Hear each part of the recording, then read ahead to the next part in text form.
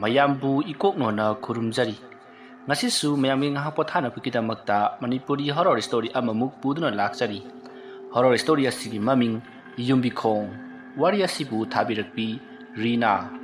wari asi hingliba amati laikhidraba kanagumbi amattaga mari lenajati aibina wakhana sagatcharaga tabiriba singi ngahak pothanapagidamagta semjarakpa warini wari asi pathokchaba matamda soikhilankiba asoi aran jawrabasu tabiriba singna puksel sauna ngapigani haujik mayamda khudol tamjari Manipuri horror story Yumbikhong numidangi pung 10 tari robatu asum tumlambadagi karigumba makhol ama tai haiduna mahak tumlambadagi hawlai aduga mahak mamang thong aduga tainana leiriba ka adomda lai robot na phamungdagi kumthakhibadu magi nupi tarubina khanghowi adubu thoina khalludi mapani pan thokpa oiramgani khandui asumna khanduna leiringai robot to kanna laurakhi magi nupana adumna kanna laurakpa adu tabada tarubido tamosa haiduna khangkau kauraga hawlai aduga mahaksu kangkhallado haidoktuna mamang thonglomda chelai mahana chelakpada mamang thong ado hangduna leiramli maduda tarubina thongjin panda leplaga sumang lomda yingthorakpada sumangi amamba marak aduda sumang matongi thongal thopam aduwaida kanagumba ama makhong nama thangatlaga lepibado urakhi madu upada tarubina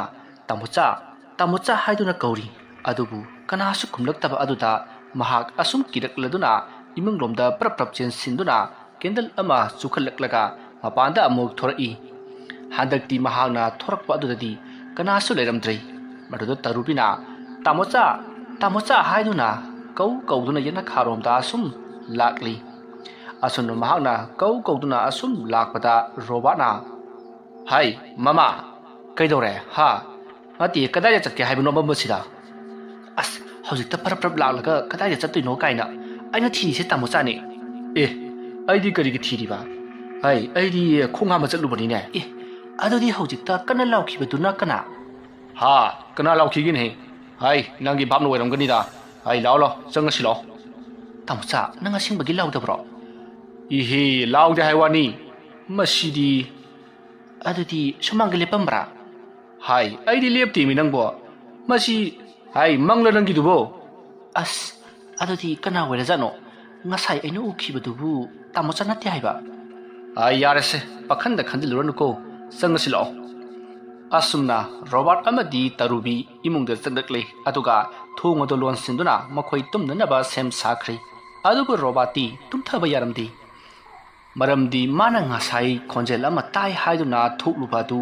khonjel ado asum lapthokkibadagi madugi khongul liruribani tarubina hena ki khani khanduna masa sengtokpa chatlubani haina khumkhibani aduna mahaksu mana takriba khonjel ado karino haiduna khanduna leiri asumna khanduna leiringai nongalamdaigi yengkhong ahanba khonglakli robato matamsi no ngangadori khanduna ngahak to werabasu tumtha hongnaba mamit wisinduna tumba themi masidagi mahaksu adumak tumtha khrei mahakna hek tumthabaga mana mapan thokpada tungruba sendal ado kangkhada kanagumba amana sat jingsinki masigi matung matamdu asum haukhibana nongsu pungan ngale tarubisu haugatuna yumgi thabak ingkhang tawkhri robartsu mage thabak chatkhri yum marudagi khara satlaga leiba hotel amada makhoi ahal khara sa thakli matamaduda angang nupa macha ama hobe selaklaga hotel mapu aduda pawa matam lari mamton kakajugido kainu ma tahuri mage hawnu bido ma hawra male ha kainu haisibo ngasai di kaisi tahodra padaini mabo ai law mayam ngahak ta phambiram khoko khura dono hostel sting hakta hoi bungo yengbiramge asumna hairam laga hotel mapu ado mabu kobul lakliba nupa macha aduga punna satki maduda hotel aduda lehaupa ahan sing aduna haina howi ai karino rei menjor na taha sin kribasina kana kaidoba yawraba jano ho haino makhongi laidu woknai haidana ngara ngahingdagini langaribase nongalamdaida khara hanthare haidana leirurabani kauba laisinati amuk hauramani khangdre ꯏꯇꯥꯎ ꯃꯪꯒꯣꯜ ꯖꯥꯎꯅ ꯍꯦꯛ ꯂꯩꯈꯤꯗꯕꯗꯒꯤ ꯂꯩꯀꯥꯏꯁꯤ ꯍꯥꯟꯅꯒ ꯃꯥꯟꯅꯗ꯭ꯔꯕꯅꯤ ꯃꯥꯒꯤ ꯊꯋꯥꯏ ꯑꯇꯃꯥꯗꯨꯅꯤ ꯈꯪꯗ꯭ꯔꯦ ꯕꯨꯠꯅꯤ ꯈꯪꯗ꯭ꯔꯦ ꯑꯃꯨꯛ ꯇꯣꯏꯕ ꯂꯩꯀꯥꯏꯁꯤ ꯏꯄꯥꯏ ꯊꯕꯥꯏ ꯍꯜꯂꯦꯅꯦ ꯑꯁꯨꯝꯅ ꯋꯥꯔꯤ ꯁꯥꯟꯅꯔꯤꯉꯩꯗ ꯍꯣꯇꯦꯜ ꯃꯄꯨ ꯑꯣꯏꯔꯤꯕ ꯃꯦꯟꯖꯣꯔꯗꯣ ꯑꯃꯨꯛ ꯍꯜꯂꯛꯇꯨꯅ ꯍꯣꯇꯦꯜꯗ ꯆꯪꯉꯛꯂꯤ ꯃꯗꯨꯗ ꯑꯍꯟ ꯑꯃꯅ ꯃꯦꯟꯖꯣꯔ ꯀꯝꯗꯧꯔꯦ ꯋꯥꯈꯜ ꯈꯔ ꯂꯥꯎꯔꯕ꯭ꯔꯣ ꯍꯣꯏ ꯃꯥꯃ ꯈꯔ ꯍꯟꯊꯍꯧꯔꯦ ꯉꯔꯥꯡ ꯀꯩꯁꯨ ꯇꯧꯔꯨꯗ꯭ꯔꯕꯅꯤ ꯑꯣ ꯍꯩ ꯉꯥꯏꯈꯣꯟꯍꯦ ꯀꯝꯗꯧꯔꯤꯕꯖꯥꯠꯅꯣꯅꯦ ꯅꯪꯒꯤꯁꯤꯕꯨ ꯑꯇꯣ ꯃꯥꯃ ꯉꯔꯥꯡꯗꯨ ꯑꯩꯒꯤ ꯏꯆꯥꯅꯨꯄꯥꯗꯨ ꯃꯈꯣꯏ ꯃꯃꯥꯟꯅꯕ ꯈꯔꯒ ꯊꯕꯛ ꯍꯜꯂꯛꯄꯗ ꯃꯌꯥꯝꯅ ꯎꯗ꯭ꯔꯒ ꯃꯥꯅ ꯃꯤꯒꯤ ꯃꯑꯣꯡ ꯃꯥꯟꯕ ꯑꯃ ꯂꯝꯕꯤꯒꯤ ꯃꯇꯥꯏꯗ ꯍꯧꯕ ꯎ ꯑꯃꯒꯤ ꯃꯇꯣꯟꯗ ꯃꯨꯁꯤꯟ ꯃꯨꯅ ꯐꯝꯃꯒ ꯂꯩꯕ ꯑꯃ ꯎꯏ ꯍꯥꯏ ꯃꯗꯨ ꯎꯔꯨꯕꯗꯒꯤ ꯆꯨꯔꯣꯟ ꯄꯥꯔꯣꯟ ꯄꯪꯂꯣꯟꯗ ꯂꯣꯜꯕ ꯖꯥꯠꯅꯤꯗ ꯃꯥꯃ ꯑꯩꯈꯣꯏꯁꯨ ꯃꯗꯨꯒꯤ ꯄꯣꯠꯇꯨ ꯃꯥꯒꯤ ꯂꯥꯏꯔꯝꯂꯦꯟꯗ ꯍꯟꯈꯤꯅꯅꯕ ꯍꯥꯏꯗꯅ ꯑꯖꯥ ꯄꯨꯖꯥ ꯐꯅꯌꯥꯝꯗꯤ ꯇꯧꯔꯕꯅꯤ ꯏꯀꯥꯟ ꯀꯥꯟꯅꯗꯦꯗ ꯍꯣ ꯀꯥꯟꯅꯗ꯭ꯔꯤꯕꯗꯨ ꯊꯋꯥꯏ ꯑꯗꯨꯅ ꯀꯟꯕꯒꯤ ꯅꯠꯇꯦ 마부 한키나바 라이타이나리바 아마이바 아두나 하이타바 고 아마이바 하이타바 두기니 아다다 따라브라 아숨나 호텔 아두다 아마나 아무낭 떠우두나 사 탁바나 탁바 단 짜브나 짜바 떠우리 마담두 아유키 뿡 따라묵 따락리 따루비두 짝상다 싹간나 통리 이론바 풋바 로라가 강호 ngꯧ리ngay 마담니 ꯌꯨꯝꯗꯨꯒꯤ ꯃꯃꯥꯡ ꯊꯣꯡ ꯑꯗꯨꯒ ꯊꯪꯅꯔꯤꯕ ꯀꯥ ꯑꯗꯨꯗ ꯀꯅꯥꯒꯨꯝꯕ ꯑꯃ ꯂꯣꯛꯈꯨꯕ ꯑꯍꯝ ꯑꯍꯝ ꯍꯥꯏꯗꯨꯅ ꯈꯧꯗꯦꯝꯕꯒꯤ ꯃꯈꯣꯜ ꯑꯃ ꯇꯥꯈꯤ ꯈꯣꯟꯖꯦꯜ ꯑꯗꯨ ꯇꯥꯕꯗ ꯇꯔꯨꯕꯤꯅ ꯃꯥꯒꯤ ꯃꯄꯨꯔꯣꯏꯕ ꯔꯣꯕꯥꯔꯠ ꯍꯜꯂꯛꯂꯕꯣꯏ ꯈꯟꯗꯨꯅ ꯆꯥꯛꯁꯪꯒꯤ ꯊꯣꯡꯖꯤꯜꯂꯣꯝꯗ ꯍꯥꯏꯐꯦꯠ ꯆꯦꯞꯊꯔꯒ ꯌꯦꯡꯉꯤ ꯑꯗꯨꯕꯨ ꯀꯅꯥꯁꯨ ꯆꯪꯂꯛꯄ ꯂꯥꯛꯄ ꯎꯈꯤꯗꯦ ꯃꯁꯤꯗꯒꯤ ꯇꯔꯨꯕꯤꯅ ꯀꯔꯤꯅꯣ ꯍꯧꯖꯤꯛꯀꯤꯗꯨꯕꯨ ꯍꯥꯏꯅ ꯈꯜꯂꯤ ꯃꯁꯤꯗꯒꯤ ꯃꯍꯥꯛ ꯆꯥꯛ ꯊꯣꯡꯕ ꯑꯗꯨꯗ ꯑꯃꯨꯛ ꯃꯃꯥꯏ ꯑꯣꯟꯁꯤꯟꯈꯤ ꯇꯨꯃꯤꯟꯅ ꯑꯁꯨꯝ ꯂꯩꯕꯗꯨ ꯍꯩꯅꯗ꯭ꯔ ꯃꯥꯜꯂꯤ ꯃꯥꯒꯤ ꯃꯣꯕꯥꯏꯜꯗꯒꯤ ꯏꯁꯩ ꯑꯃ ꯑꯁꯨꯝ ꯇꯥꯔꯤ ꯇꯥꯟꯖꯥ ꯑꯗꯨꯗ ꯌꯨꯝꯒꯤ ꯃꯈꯥ ꯊꯪꯕ ꯌꯦꯅꯈꯥꯗ ꯋꯥꯒꯤ ꯋꯥꯆꯦꯠ ꯆꯕꯨꯜ ꯑꯃ ꯃꯤ ꯑꯃꯅ ꯄꯨꯛꯆꯦꯞꯇ ꯀꯣꯜꯂꯒ ꯁꯣꯔꯣ ꯁꯣꯔꯣ ꯆꯤꯟꯕꯒꯤ ꯃꯈꯣꯜꯒꯨꯝꯕ ꯑꯃ ꯇꯥꯔꯛꯈꯤ ꯈꯣꯟꯖꯦꯜ ꯑꯗꯨ ꯇꯥꯕꯗ ꯇꯔꯨꯕꯤꯗꯣ ꯁ꯭ꯋꯥꯏ ꯂꯥꯎꯏ ꯃꯅꯥꯛꯇ ꯏꯁꯩ ꯊꯥꯔꯤꯕ ꯐꯣꯟ ꯑꯗꯣ ꯈꯨꯠꯂꯩ ꯊꯨꯅ ꯂꯧꯈꯠꯂꯛꯂꯒ ꯐꯣꯟ ꯑꯗꯨ ꯃꯨꯊꯠꯂꯤ ꯑꯗꯨꯒ ꯒ꯭ꯌꯥꯁꯇꯨ ꯂꯩꯊꯔꯝꯂꯒ ꯃꯈꯥ ꯊꯪꯕ ꯌꯦꯅꯈꯥꯔꯣꯝꯗ ꯄꯔꯞ ꯄꯔꯞ ꯂꯥꯛꯏ ꯑꯗꯨꯒ ꯆꯦꯞꯊꯔꯒ ꯌꯦꯡꯉꯤ ꯑꯗꯨꯕꯨ ꯃꯍꯥꯛꯅ ꯍꯦꯛ ꯆꯦꯞꯊꯔꯒ ꯌꯦꯡꯕ ꯃꯇꯝꯗꯗꯤ ꯇꯥꯔꯝꯕ ꯈꯣꯟꯖꯦꯜ ꯑꯗꯨꯁꯨ ꯇꯥꯈꯤꯗ꯭ꯔꯦ ꯑꯗꯨꯒ ꯀꯅꯥꯃꯠꯇꯁꯨ ꯂꯩꯔꯝꯗꯦ ꯇꯔꯨꯕꯤꯗꯨ ꯃꯁꯥꯗ ꯑꯀꯤꯕ ꯑꯁꯨꯝ ꯐꯥꯎꯔꯛꯂꯤ ꯑꯗꯨꯅ ꯃꯄꯨꯔꯣꯏꯕ ꯔꯣꯕꯥꯠꯇ ꯐꯣꯟ ꯇꯧꯗꯨꯅ ꯊꯕꯛ ꯈꯔ ꯉꯟꯅ ꯍꯜꯂꯛꯅꯅꯕ ꯍꯥꯏꯈꯤ ꯔꯣꯕꯥꯠꯁꯨ ꯍꯣꯏ ꯍꯥꯏꯗꯨꯅ ꯐꯣꯟ ꯑꯗꯨ ꯊꯝꯅꯔꯤ ꯇꯔꯨꯕꯤꯅ ꯐꯣꯟ ꯍꯦꯛ ꯊꯝꯕꯒ ꯃꯥꯒꯤ ꯃꯇꯨꯡꯗ ꯀꯅꯥꯒꯨꯝꯕ ꯑꯃ ꯒꯝ ꯆꯠꯈꯤꯕꯒꯤ ꯁꯥꯎꯍꯨꯝ ꯐꯪꯕꯗꯒꯤ ꯇꯨꯡꯗ ꯐꯠ ꯌꯦꯡꯊꯣꯛꯏ ꯑꯗꯨꯕꯨ ꯀꯅꯥꯁꯨ ꯂꯩꯔꯝꯗꯦ ꯇꯔꯨꯕꯤꯗꯨ ꯃꯁꯥꯗ ꯑꯀꯤꯕ ꯑꯁꯨꯝ ꯐꯥꯎꯔꯛꯄꯗꯒꯤ ꯃꯥꯒꯤ ꯃꯆꯦ ꯆꯟꯆꯟꯗ ꯐꯣꯟ ꯇꯧꯈꯤ ꯑꯗꯨꯒ ꯋꯥꯔꯤ ꯋꯥꯇꯥꯏ ꯁꯥꯟꯅꯈꯤ ꯑꯁꯨꯝꯅ ꯋꯥꯔꯤ ꯁꯥꯟꯅꯔꯝꯕꯗꯒꯤ ꯚꯤꯗꯤꯑꯣ ꯀꯣꯜ ꯁꯥꯟꯅꯗꯨꯅ ꯇꯔꯨꯕꯤꯗꯨ ꯏꯃꯨꯡꯗ ꯆꯪꯂꯛꯂꯤ ꯑꯗꯨꯒ ꯆꯥꯛꯁꯪꯗ ꯀꯥꯡꯍꯧ ꯉꯧꯕ ꯑꯗꯣ ꯂꯣꯏꯁꯤꯟꯅꯅꯕ ꯂꯥꯛꯅꯔꯤ ꯃꯆꯦꯒ ꯋꯥꯔꯤ ꯑꯁꯨꯝ ꯁꯥꯟꯅꯔꯝꯕꯗꯒꯤ ꯃꯆꯦ ꯑꯗꯣ ꯀꯔꯥꯏꯗꯅꯣ ꯑꯃꯗ ꯃꯨꯟꯅ ꯌꯦꯡꯂꯒ ꯂꯩꯈ꯭ꯔꯦ ꯇꯔꯨꯕꯤꯅ ꯏꯆꯦ ꯀꯩꯗꯧꯔꯒꯦ ꯍꯥꯏꯗꯨꯅ ꯍꯟꯅ ꯀꯧꯔꯨꯕꯁꯨ ꯃꯆꯦ ꯑꯗꯨꯗꯤ ꯋꯥꯈꯜ ꯑꯃꯗ ꯃꯪꯂꯒ ꯂꯩꯈ꯭ꯔꯦ ꯑꯗꯨꯝꯅ ꯉꯥꯏꯍꯥꯛ ꯂꯩꯔꯝꯂꯒ ꯀꯟꯅ ꯂꯥꯎꯔꯝꯂꯒ ꯐꯣꯟ ꯑꯗꯣ ꯂꯩꯃꯥꯏꯗ ꯊꯥꯗꯈ꯭ꯔꯦ ꯑꯗꯨꯒ ꯀꯣꯜ ꯏꯟꯗꯤꯌꯥ ꯂꯩꯈ꯭ꯔꯦ ꯇꯔꯨꯕꯤꯅ ꯍꯟꯖꯤꯟ ꯇꯧꯔꯕꯁꯨ ꯑꯗꯨꯃꯛ ꯔꯤꯁꯤꯞ ꯇꯧꯔꯛꯈꯤꯗ꯭ꯔꯦ ꯃꯗꯨꯗ ꯇꯔꯨꯕꯤꯅ ꯈꯜꯂꯤ ꯀꯔꯤꯅꯣꯅꯦ ꯏꯆꯦꯁꯤꯕꯣ ꯑꯩꯉꯣꯟꯗ ꯂꯛꯅꯔꯤꯕ ꯖꯥꯠꯂꯥ ꯑꯁꯨꯝꯅ ꯈꯟꯅ ꯆꯥꯛ ꯊꯣꯡꯕꯗ ꯂꯣꯏꯁꯤꯜꯂꯤ ꯉꯥꯏꯍꯥꯛ ꯂꯩꯔꯒ ꯔꯣꯕꯥꯠꯁꯨ ꯂꯥꯛꯂꯦ ꯑꯗꯨꯒ ꯀꯔꯤ ꯇꯧꯔꯛꯏꯅꯣ ꯍꯥꯏꯗꯨꯅ ꯍꯪꯉꯤ ꯃꯗꯨꯗ ꯇꯔꯨꯕꯤꯅ ꯃꯥꯅ ꯊꯦꯡꯅꯕ ꯈꯨꯗꯤꯡꯃꯛ ꯂꯣꯏꯅ ꯇꯝꯈꯤ ꯑꯗꯨꯕꯨ ꯋꯥꯐꯝ ꯑꯗꯣ ꯔꯣꯕꯥꯠꯅ ꯀꯔꯤꯁꯨ ꯂꯨꯅ ꯈꯟꯖꯤꯟꯗꯕꯤꯗ ꯐꯔꯦꯁꯦ ꯑꯩ ꯂꯥꯛꯑꯦꯗꯅ ꯍꯥꯏꯔꯝꯂꯒ ꯏꯔꯨꯖꯕ ꯆꯠꯈ꯭ꯔꯦ ꯃꯄꯨꯔꯣꯏꯕꯒꯤ ꯊꯧꯁꯥꯗꯕ ꯃꯑꯣꯡ ꯑꯗꯨꯗ ꯇꯔꯨꯕꯤꯗꯣ ꯏꯄꯦꯟ ꯄꯦꯟꯖꯔꯝꯗꯦ ꯑꯗꯨꯕꯨ ꯃꯍꯥꯛꯁꯨ ꯆꯥꯛ ꯊꯤꯅꯅꯕ ꯁꯦꯝ ꯁꯥꯈ꯭ꯔꯦ ꯁꯣꯝꯗꯅ ꯔꯣꯕꯥꯠꯇꯣ ꯄꯨꯈ꯭ꯔꯤꯗ ꯏꯔꯨꯖꯕ ꯀꯨꯝꯊꯔꯛꯂꯤ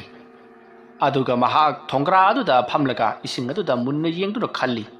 ꯀꯔꯤꯅꯣ ꯌꯨꯝꯁꯤꯕꯨ ꯑꯩꯈꯣꯏꯅ ꯂꯥꯛꯄ ꯅꯨꯃꯤꯠꯇꯒꯤꯅꯤ ꯇꯧꯔꯛꯂꯤꯕꯁꯦ ꯌꯨꯝꯁꯤꯕꯨ ꯂꯥꯏ ꯇꯤꯟ ꯐꯠꯇꯕꯒ ꯂꯩꯔꯖꯥꯠꯂꯥ ꯀꯩꯒꯤ ꯍꯥꯏꯗꯅ ꯆꯦꯜꯂꯒ ꯁꯑꯣꯝ ꯃꯣꯛꯅꯩ ꯍꯥꯏꯕꯗꯨ ꯊꯣꯛꯂꯔꯕ꯭ꯔꯥ ꯈꯪꯗꯦꯗ ꯑꯁꯨꯝꯅ ꯈꯜꯂꯒ ꯄꯨꯈ꯭ꯔꯤꯗꯒꯤ ꯏꯁꯤꯡ ꯑꯗꯣ ꯁꯣꯛꯀꯠꯂꯒ ꯆꯥꯏꯊꯔꯤ ꯃꯍꯥꯛꯅ ꯏꯁꯤꯡꯗꯨ ꯍꯦꯛ ꯆꯥꯏꯊꯕꯒ ꯄꯨꯈ꯭ꯔꯤ ꯑꯗꯨꯗ ꯀꯅꯥꯒꯨꯝꯕ ꯑꯃ ꯖꯣꯝ ꯂꯥꯎꯅ ꯆꯣꯡꯊꯕꯒꯤ ꯃꯈꯣꯜ ꯑꯃ ꯇꯥꯈꯤ ꯃꯗꯨꯗ ꯔꯣꯕꯥꯔꯠꯅ ꯇꯍꯥꯅ ꯃꯈꯨꯠꯅ ꯃꯃꯥꯏ ꯑꯗꯣ ꯁꯠ ꯁꯠ ꯅꯥꯟꯊꯣꯛꯏ ꯑꯗꯨꯒ ꯄꯨꯈ꯭ꯔꯤ ꯑꯗꯨꯗ ꯀꯣꯌꯦꯡ ꯌꯦꯡꯉꯤ ꯑꯗꯨꯕꯨ ꯃꯤ ꯆꯣꯡꯊꯈꯤꯕꯒꯤ ꯃꯃꯤ ꯑꯃꯠꯇ ꯇꯥꯔꯝꯗꯦ ꯔꯣꯕꯥꯔꯠꯇꯨ ꯃꯁꯥꯗ ꯑꯀꯤꯕ ꯐꯥꯎꯔꯛꯇꯨꯅ ꯏꯔꯨꯖꯕ ꯑꯗꯣ ꯄꯔꯞ ꯂꯣꯏꯁꯤꯜꯂꯒ ꯌꯨꯝꯗ ꯆꯪꯂꯛꯂꯤ ꯇꯔꯨꯕꯤꯁꯨ ꯆꯥꯛ ꯊꯤꯕ ꯂꯣꯏꯔꯝꯂꯦ ꯔꯣꯕꯥꯔꯠ ꯑꯃꯗꯤ ꯇꯔꯨꯕꯤꯗꯨ ꯄꯨꯟꯅ ꯆꯥꯛ ꯆꯥꯃꯤꯟꯅꯔꯤ ꯃꯇꯝ ꯑꯗꯨꯗ ꯇꯔꯨꯕꯤꯅ ꯇꯥꯃꯣꯆꯥ ꯑꯩꯗꯤ ꯍꯥꯟꯅꯁꯨ ꯍꯥꯏꯖꯕꯅꯤ ꯃꯤ ꯍꯥꯟꯅ ꯂꯩꯅꯗꯕ ꯌꯨꯝꯁꯦ ꯕꯦꯔꯥ ꯈꯔ ꯀꯥꯕꯅꯤ ꯍꯥꯟꯅ ꯂꯥꯏ ꯈꯣꯏꯔꯝꯁꯤ ꯑꯗꯨꯒ ꯀꯣꯟꯅ ꯆꯪꯁꯤ ꯍꯥꯏꯗꯅ ꯑꯗꯨꯕꯨ ꯅꯨꯄꯤ ꯋꯥꯅꯤ ꯍꯥꯏꯗꯅꯅꯦ ꯍꯦꯛꯇ ꯂꯧꯕꯤꯗꯕ ꯇꯔꯨ ꯆꯥꯛꯁꯤ ꯐꯖꯅ ꯑꯝꯇ ꯆꯥꯈꯤꯁꯤꯀꯣ ꯃꯗꯨꯒꯤ ꯋꯥꯗꯣ ꯀꯣꯟꯅ ꯈꯟꯅꯁꯤ ꯈꯪꯗꯦ ꯑꯩꯗꯤꯅꯦ ꯌꯨꯝꯁꯤꯗ ꯀꯨꯏꯅ ꯂꯩꯕ ꯉꯝꯂꯣꯏꯀꯣ ꯑꯉꯥꯡꯁꯤꯡꯁꯨ ꯁꯝꯃꯔ ꯚꯦꯀꯦꯁꯟ ꯊꯥꯔꯅꯤ ꯑꯗꯨꯅ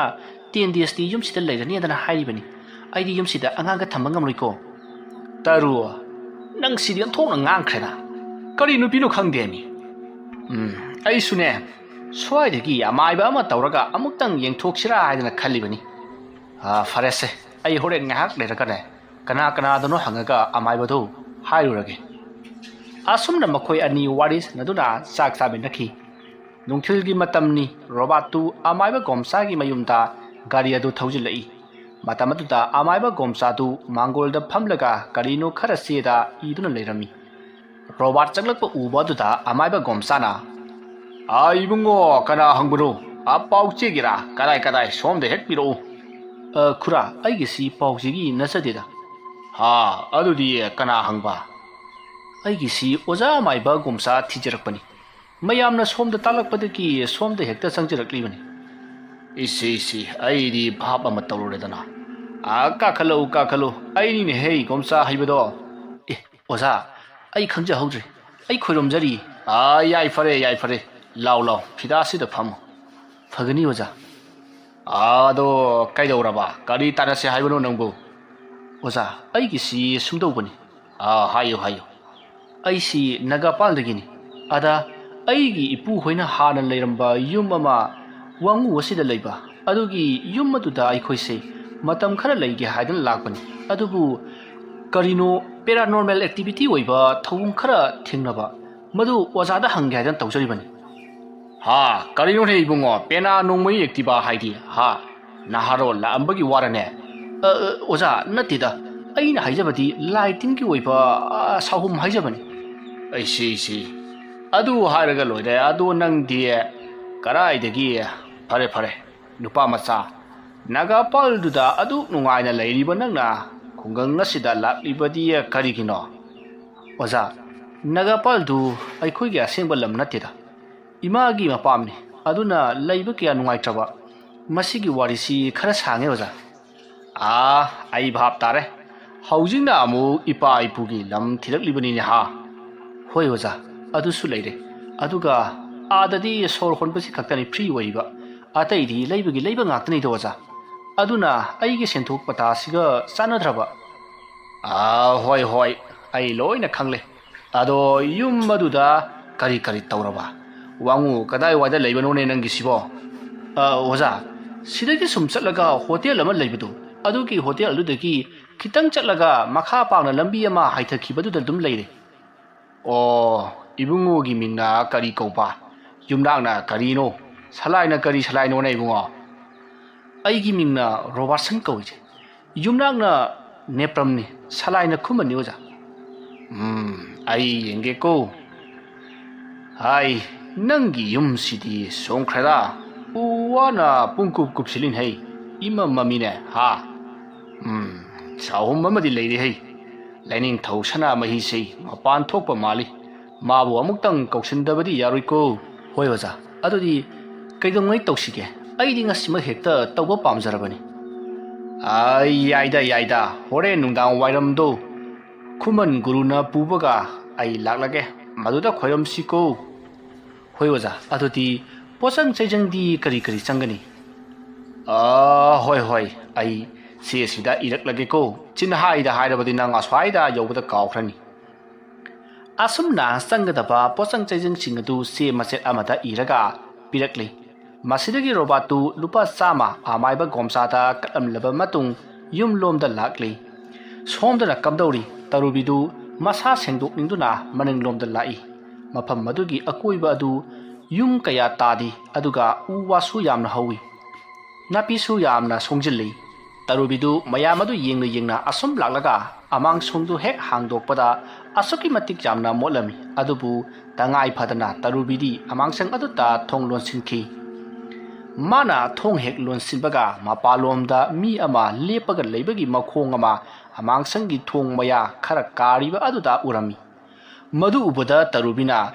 karinoni tamocha haiduna kawi adubu hoi mayamata haidana adum lepaga lei tarubidu lebam khangak traduna mahak loisellamlaga thong ado khanghang hangdoklaga mapanda yengthur'i adubu kanaso leiramdi maduda tarubidu swai lawi mahakna tamocha haiduna koikau kawi adubu kanasu pakhum pirakti asumna leidingai tancha sida magi tungda mi ama leibagi sawum phangki maduda tarubido tungda hanna yenglamdana kanna lauramlaga chenthorokli mana kanna lauroga chenthorokpa aduda thongalomda changlatliba robana hai taru kaidore ha kaidorage ba asi haiduna chensilli maduda tarubidu robata kanna konsinduna kablakli robana tarubibu imungda pusilakli aduga ningthina phamalaga taru se kaidorage ba ha ti kaidorage ba robana hajin hangba aduda taruna kapna mana ukhiba amati thingna khiba singado tamli matuda robana farese kaisu khaluranu aina amaiba ma hainaramlabani hore nungdang wairam se masida laklage hairaki adu tamusa adyam kirakli do karigino ayum sidai thinda leiba yamna kireba hai maibagi manakta gidi ngasaina laklabani ne ada amaibana irakpa pochang cheichang khara leirubada thengdokre se ai laidana hojikti law horen amaiba laklagane lai khramna ba wairam khara taithoksi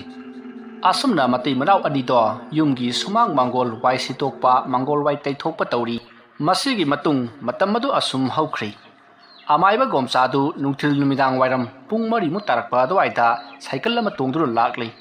masidagi makhoi yumlai khoiramna ba sem sari asumna sem sabal loirakpada pung manga muk tari masidagi amaiba gomsana laning thau sana mahita phamtharaga lai khoiramna ba tawrakpada kendal singado sungchak cha u haibi yakidi maduda amaiba aduna kendal si mai chak tre aduna atopa ama dukandagi leiru ro hairakhi maduda tarubina hoi haiduna dukanda lakhi aduga kendal pirakna ba haikhi maduda dukandar aduna hai ngasai su packet ama leikhradai asumna hanglakpa aduda tarubina adudo mai amata saktre adugi leiba laini haina khumki aduga dukandar aduna piriba kendal packet ado lauraga satkhri aduda dukandar aduna khalli kari kendal mutle haiba makhoi da su tauba soijana asumna khallaga lehoki somda tarubisu yum yoraduna kendal ado amaiba gomsada piri masidagi amaiba aduna kendal ado laiba katlaga sukhatli handakti kendal ado phajana sakli masidagi kendal ahum sukhatuna lai khramna ba sem saba hori matam aduda kendal ahumgi manungda mayai thangba kendal ado kanagumba amana pairaga thangalakpadawna tapna paikhalakli madu bada robot amadi tarubido makhut chejet paisinduna oja karina tarukliba sibo aikhodi manga chap manare haiduna kina wa ngangli maduda amaiba gomsana tapna nakhoi wa ngalakanu hairamlaga mamit wisinduna laitainer i adumna tawba aduda kendal ado asum pairambadagi leimaida pup launa tarakhi masidagi amaiba gomsatu mapanda ichasa imoksa mapanda thoru hairamlaga gam chakhi robot amadi tarubisu gam mapanda thori matamaduda tarubina ojamaiba kaidorake yumsibu mi leiba ngamlarodra ibema mi dilaradana laning thau sana mahi phauba chelabani nei e oja kaino haisibo laning thausi yamna sonba lairane ai ibungo ai nangonda wa ma haige nangna ingonda maram sadana khupang na maya sida tharaklabadi aina su amuk sauduna tharakpa haibasi soidrabani maduda nangi nupina karisu haiba ngamloi maramdi nangna hana ingonda phubagi aina khut hanbaneba ha adu gumnadana nakhoina isorda aranba ama taurubadigi isor aduna noida awaba pirakpada laning thauna ngakpa ngamde ko o adudi oja ma leibagi kanadrene adudi kari ha laning thau mahakna nakhoibu ngakpi bagini ni haujik phauba hinglibado natrabadi ngarangna siramani yum masida tinmu phattaba laimu phattaba leire natraga ꯂꯩꯕ ꯃꯥꯜꯂꯤ ꯍꯥꯏꯗꯅ ꯈꯜꯂꯛꯂꯛꯂꯤꯕꯗꯨ ꯂꯥꯏꯅꯤꯡꯊꯧ ꯁꯅꯥꯃꯍꯤꯅꯅꯤꯅꯦ꯫ ꯑꯄꯪꯕ ꯅꯣꯏꯅꯗꯤ ꯀꯗꯥꯏꯗꯒꯤ ꯈꯪꯂꯗꯒꯦ? ꯑꯗꯨꯕꯨ ꯑꯣꯖꯥ, ꯑꯩꯈꯣꯏ ꯍꯧꯖꯤꯛ ꯀꯔꯤ ꯇꯧꯒꯗꯕꯅꯣ? ꯅꯈꯣꯏꯅ ꯇꯧꯒꯗꯕ ꯍꯥꯏꯕꯕꯨ ꯌꯨꯝ ꯑꯁꯤ ꯊꯥꯗꯣꯛꯂꯝꯂꯒ ꯌꯥꯝꯅ ꯊꯨꯅ ꯉꯁꯤꯃꯛ ꯆꯠꯈꯤꯒꯗꯕꯅꯤ꯫ ꯑꯗꯨꯅ ꯅꯈꯣꯏꯒꯤ ꯑꯐꯕ ꯑꯣꯏꯒꯅꯤꯀꯣ꯫ ꯑꯗꯨꯒ ꯃꯈꯥ ताना ꯌꯨꯝ ꯑꯁꯤꯗ ꯂꯩꯒꯦ ꯍꯥꯏꯅꯁꯨ ꯈꯜꯂꯨꯔꯅꯨ꯫ ꯌꯥꯝꯅ ꯍꯩꯕ ꯂꯥꯏꯑꯣꯏꯔꯕ ꯑꯃꯥꯏꯕ ꯃꯅꯤ ꯅꯠꯇꯅ ꯂꯩꯇꯥꯏꯅꯕ ꯉꯝꯂꯣꯏꯀꯣ꯫ ꯐꯔꯦ ꯐꯔꯦ, ꯑꯗꯨꯗꯤ ꯑꯩ ꯑꯃꯨꯛ ꯆꯠꯂꯨꯈꯤꯒꯦꯀꯣ꯫ ꯑꯁꯤ ꯍꯥꯏꯔꯝꯂꯒ ꯑꯃꯥꯏꯕ ꯒꯣꯝꯆꯥꯗꯨ ꯃꯌꯨꯝ ꯃꯥꯏꯀꯩ ꯄꯥꯡꯈꯤ꯫ ꯑꯗꯨꯕꯨ ꯔꯣꯕꯥꯔꯠ ꯑꯃꯗꯤ ꯇꯔꯨꯕꯤ ꯌꯨꯝ ꯑꯗꯨꯗ ꯇꯉꯥꯏ ꯐꯗꯅ ꯑꯗꯨꯃꯛ ꯉꯁꯤ ꯑꯁꯤꯃꯗꯤ ꯂꯩꯕ ꯇꯥꯈꯤ꯫ ꯃꯔꯝ ꯑꯗꯨꯅ ꯃꯈꯣꯏ ꯑꯅꯤ ꯌꯨꯝ ꯑꯗꯨꯗ ꯆꯪꯈꯤ꯫ ꯅꯨꯃꯤꯠꯁꯨ ꯄꯨꯡꯇꯥ ꯇꯥꯔꯤ꯫ ꯇꯔꯨꯕꯤꯗꯨ ꯆꯥꯛꯁꯪꯗ ꯆꯥꯛ ꯊꯣꯡꯂꯤ꯫ ꯔꯣꯕꯥꯔꯠꯁꯨ ꯃꯅꯥꯛꯇ ꯐꯝꯂꯤ꯫ ꯋꯥꯗꯤ ꯉꯥꯡꯉꯗꯤ ꯃꯥꯒꯤ ꯋꯥꯈꯜ ꯑꯃꯗ ꯎꯅꯕꯒꯨꯝ ꯇꯧꯔꯤ꯫ ꯇꯥꯟꯖꯥ ꯑꯗꯨꯗ ꯔꯣꯕꯥꯔꯠꯀꯤ ꯐꯣꯟꯗ ꯔꯤꯡ ꯂꯥꯛꯈꯤ꯫ ꯔꯤꯡ ꯂꯥꯛꯄ ꯑꯗꯨꯗ ꯏꯆꯤꯛ ꯆꯤꯛꯂꯝꯕ ꯏꯃꯨꯡꯗꯣ ꯄꯨꯡꯂꯥꯡ ꯂꯥꯡꯂꯤ꯫ ꯔꯣꯕꯥꯔꯠ ꯐꯣꯟ ꯑꯗꯨ ꯁꯠ ꯋꯥꯈꯠꯂꯤ ꯑꯗꯨꯒ, ꯍꯥꯏ ꯏꯇꯥꯎ ꯃꯣꯍꯦꯟ, ꯀꯩꯅꯣ ꯏꯊꯥ ꯊꯥꯖꯗꯅ ꯉꯁꯤꯗꯤ ꯐꯣꯟꯒ ꯇꯧꯔꯛꯏꯁꯤꯕꯣ? ꯏꯇꯥꯎ ꯈꯣꯏꯗꯤ ꯈꯨꯜ ꯍꯣꯡꯈꯤꯕꯗꯒꯤ ꯑꯩꯈꯣꯏꯒꯥꯁꯤ ꯀꯥꯎꯈ꯭ꯔ ꯃꯥꯜꯂꯦꯅꯦ꯫ ꯀꯗꯥꯏꯗꯒꯤ ꯀꯥꯎꯔꯗꯕꯨ ꯐꯣꯟ ꯎꯂꯛꯈꯤꯗ꯭ꯔꯣ? ꯍꯣꯏꯅꯦ, ꯅꯠꯇꯦ, ꯏ ꯄꯥꯎꯒ ꯑꯃꯠꯇ ꯇꯥꯗꯦ꯫ ꯉꯁꯥꯏ ꯌꯨꯝꯗ ꯆꯠꯂꯨꯕꯗ ꯋꯥꯉꯨꯗ ꯌꯨꯝ ꯍꯣꯡꯈ꯭ꯔꯦꯗꯅ ꯍꯥꯏꯔꯛꯏꯅꯦ꯫ ꯑꯩꯗꯤ ꯏꯉꯛꯄꯨ ꯉꯛꯎꯔꯦꯅꯦ꯫ ꯅꯠꯇꯦ, ꯂꯩꯕꯕꯨ ꯅꯨꯡꯉꯥꯏꯕ꯭ꯔꯣ? ꯑꯁ, ꯀꯗꯥꯏꯗꯒꯤ ꯋꯥꯅꯣꯗ ꯏꯇꯥꯎ, ꯇꯝꯅꯕꯗ ꯑꯃꯨꯛ ꯇꯣꯏꯕ ꯂꯣꯏꯔ ꯄꯣꯠꯅꯤꯗ, ꯂꯩꯕꯒ ꯉꯝꯗ꯭ꯔꯦ꯫ ꯑꯦꯔꯥ, ꯀꯗꯥꯏꯗꯒꯤ ꯇꯝꯅꯕꯅꯣꯗ, ꯍꯧꯖꯤꯛ ꯃꯇꯝꯗꯕꯨ ꯂꯥꯏ ꯇꯤꯟ ꯚꯨꯠ ꯀꯥꯏꯅ꯫ ꯑꯁ ꯏꯇꯥꯎ, ꯑꯁꯦꯡꯕꯅꯤꯃꯤ, ꯑꯩ ꯑꯊꯨꯕ ꯃꯇꯝꯗꯅꯦ ꯌꯨꯝꯁꯤ ꯌꯣꯟꯊꯣꯛꯅꯅꯕ ꯇꯧꯔꯒꯦ꯫ ꯑꯩ ꯈꯕꯔꯗꯔ ꯀꯩꯅꯣ ꯌꯨꯝꯁꯤ ꯊꯨꯅ ꯍꯥꯠꯃꯟꯅꯕ ꯇꯧꯗꯕ ꯌꯥꯗ꯭ꯔꯦ ꯏꯇꯥꯎ꯫ ꯑꯦ, ꯑꯁꯦꯡꯕꯒꯤꯔꯅꯤ ꯏꯇꯥꯎ? ꯃꯥꯅꯤꯃꯤ ꯏꯇꯥꯎ, ꯑꯩ ꯌꯨꯝꯁꯤꯗ ꯀꯨꯏꯅ ꯂꯩꯅꯤꯡꯗ꯭ꯔꯦ ꯍꯥꯏꯕ꯫ ꯔꯣꯕꯥꯔꯠꯅ ꯍꯥꯏꯔꯛꯂꯤꯕ ꯋꯥꯐꯝ ꯑꯗꯨ ꯇꯥꯕꯗ ꯃꯣꯍꯦꯟ ꯋꯥꯈꯜ ꯑꯃ ꯈꯜꯂꯤ꯫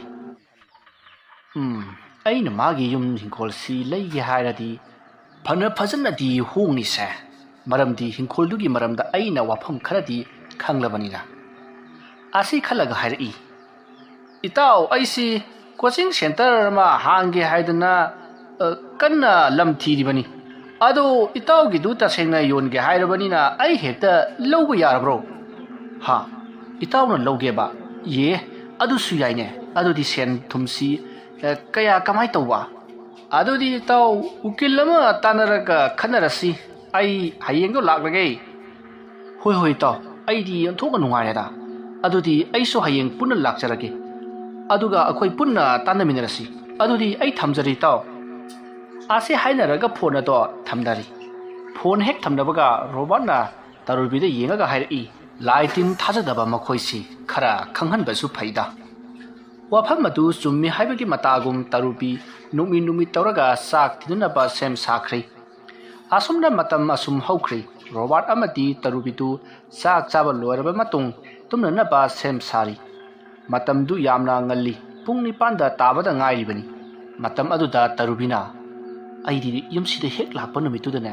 ꯏꯁꯥꯗ ꯀꯔꯤꯅꯣꯃ ꯑꯗꯨꯝ ꯐꯥꯎꯈ꯭ꯔꯕꯅꯤ꯫ ꯑꯩꯗꯤ ꯑꯍꯥꯟꯕꯗ ꯅꯪꯅ ꯍꯥꯏꯕꯗꯨ ꯊꯥꯖꯔꯨꯗ꯭ꯔꯕꯅꯤ꯫ ꯑꯩꯗꯤ ꯄꯪꯍꯥꯏ ꯍꯥꯏꯔꯤꯕꯣꯏ ꯅꯤꯡꯉꯤ꯫ ꯑꯗꯨꯕꯨ ꯉꯔꯥꯡ ꯅꯍꯥꯟꯗꯒꯤ ꯑꯩꯁꯨ ꯌꯨꯝꯁꯤꯗ ꯂꯩꯕ ꯇꯟꯈ꯭ꯔꯕꯅꯤ ꯃꯃꯥ꯫ ꯑꯦ, ꯀꯩꯗꯧꯔꯛꯏꯅꯣ ꯍꯥꯏꯁꯤꯕꯣ? ꯌꯥꯔꯁꯦ, ꯃꯁꯤꯒꯤ ꯃꯔꯝꯗꯅꯦ ꯋꯥꯔꯤ ꯁꯥꯟꯅꯔꯒꯨꯝꯁꯤ꯫ ꯇꯨꯝꯅꯅꯕ ꯑꯗꯨꯝ ꯇꯧꯔꯣ꯫ ꯑꯗꯨꯒꯅꯦ, ꯑꯍꯤꯡꯁꯦ ꯅꯇꯣꯝꯇ ꯃꯄꯥꯟ ꯊꯣꯛꯀꯅꯨꯀꯣ꯫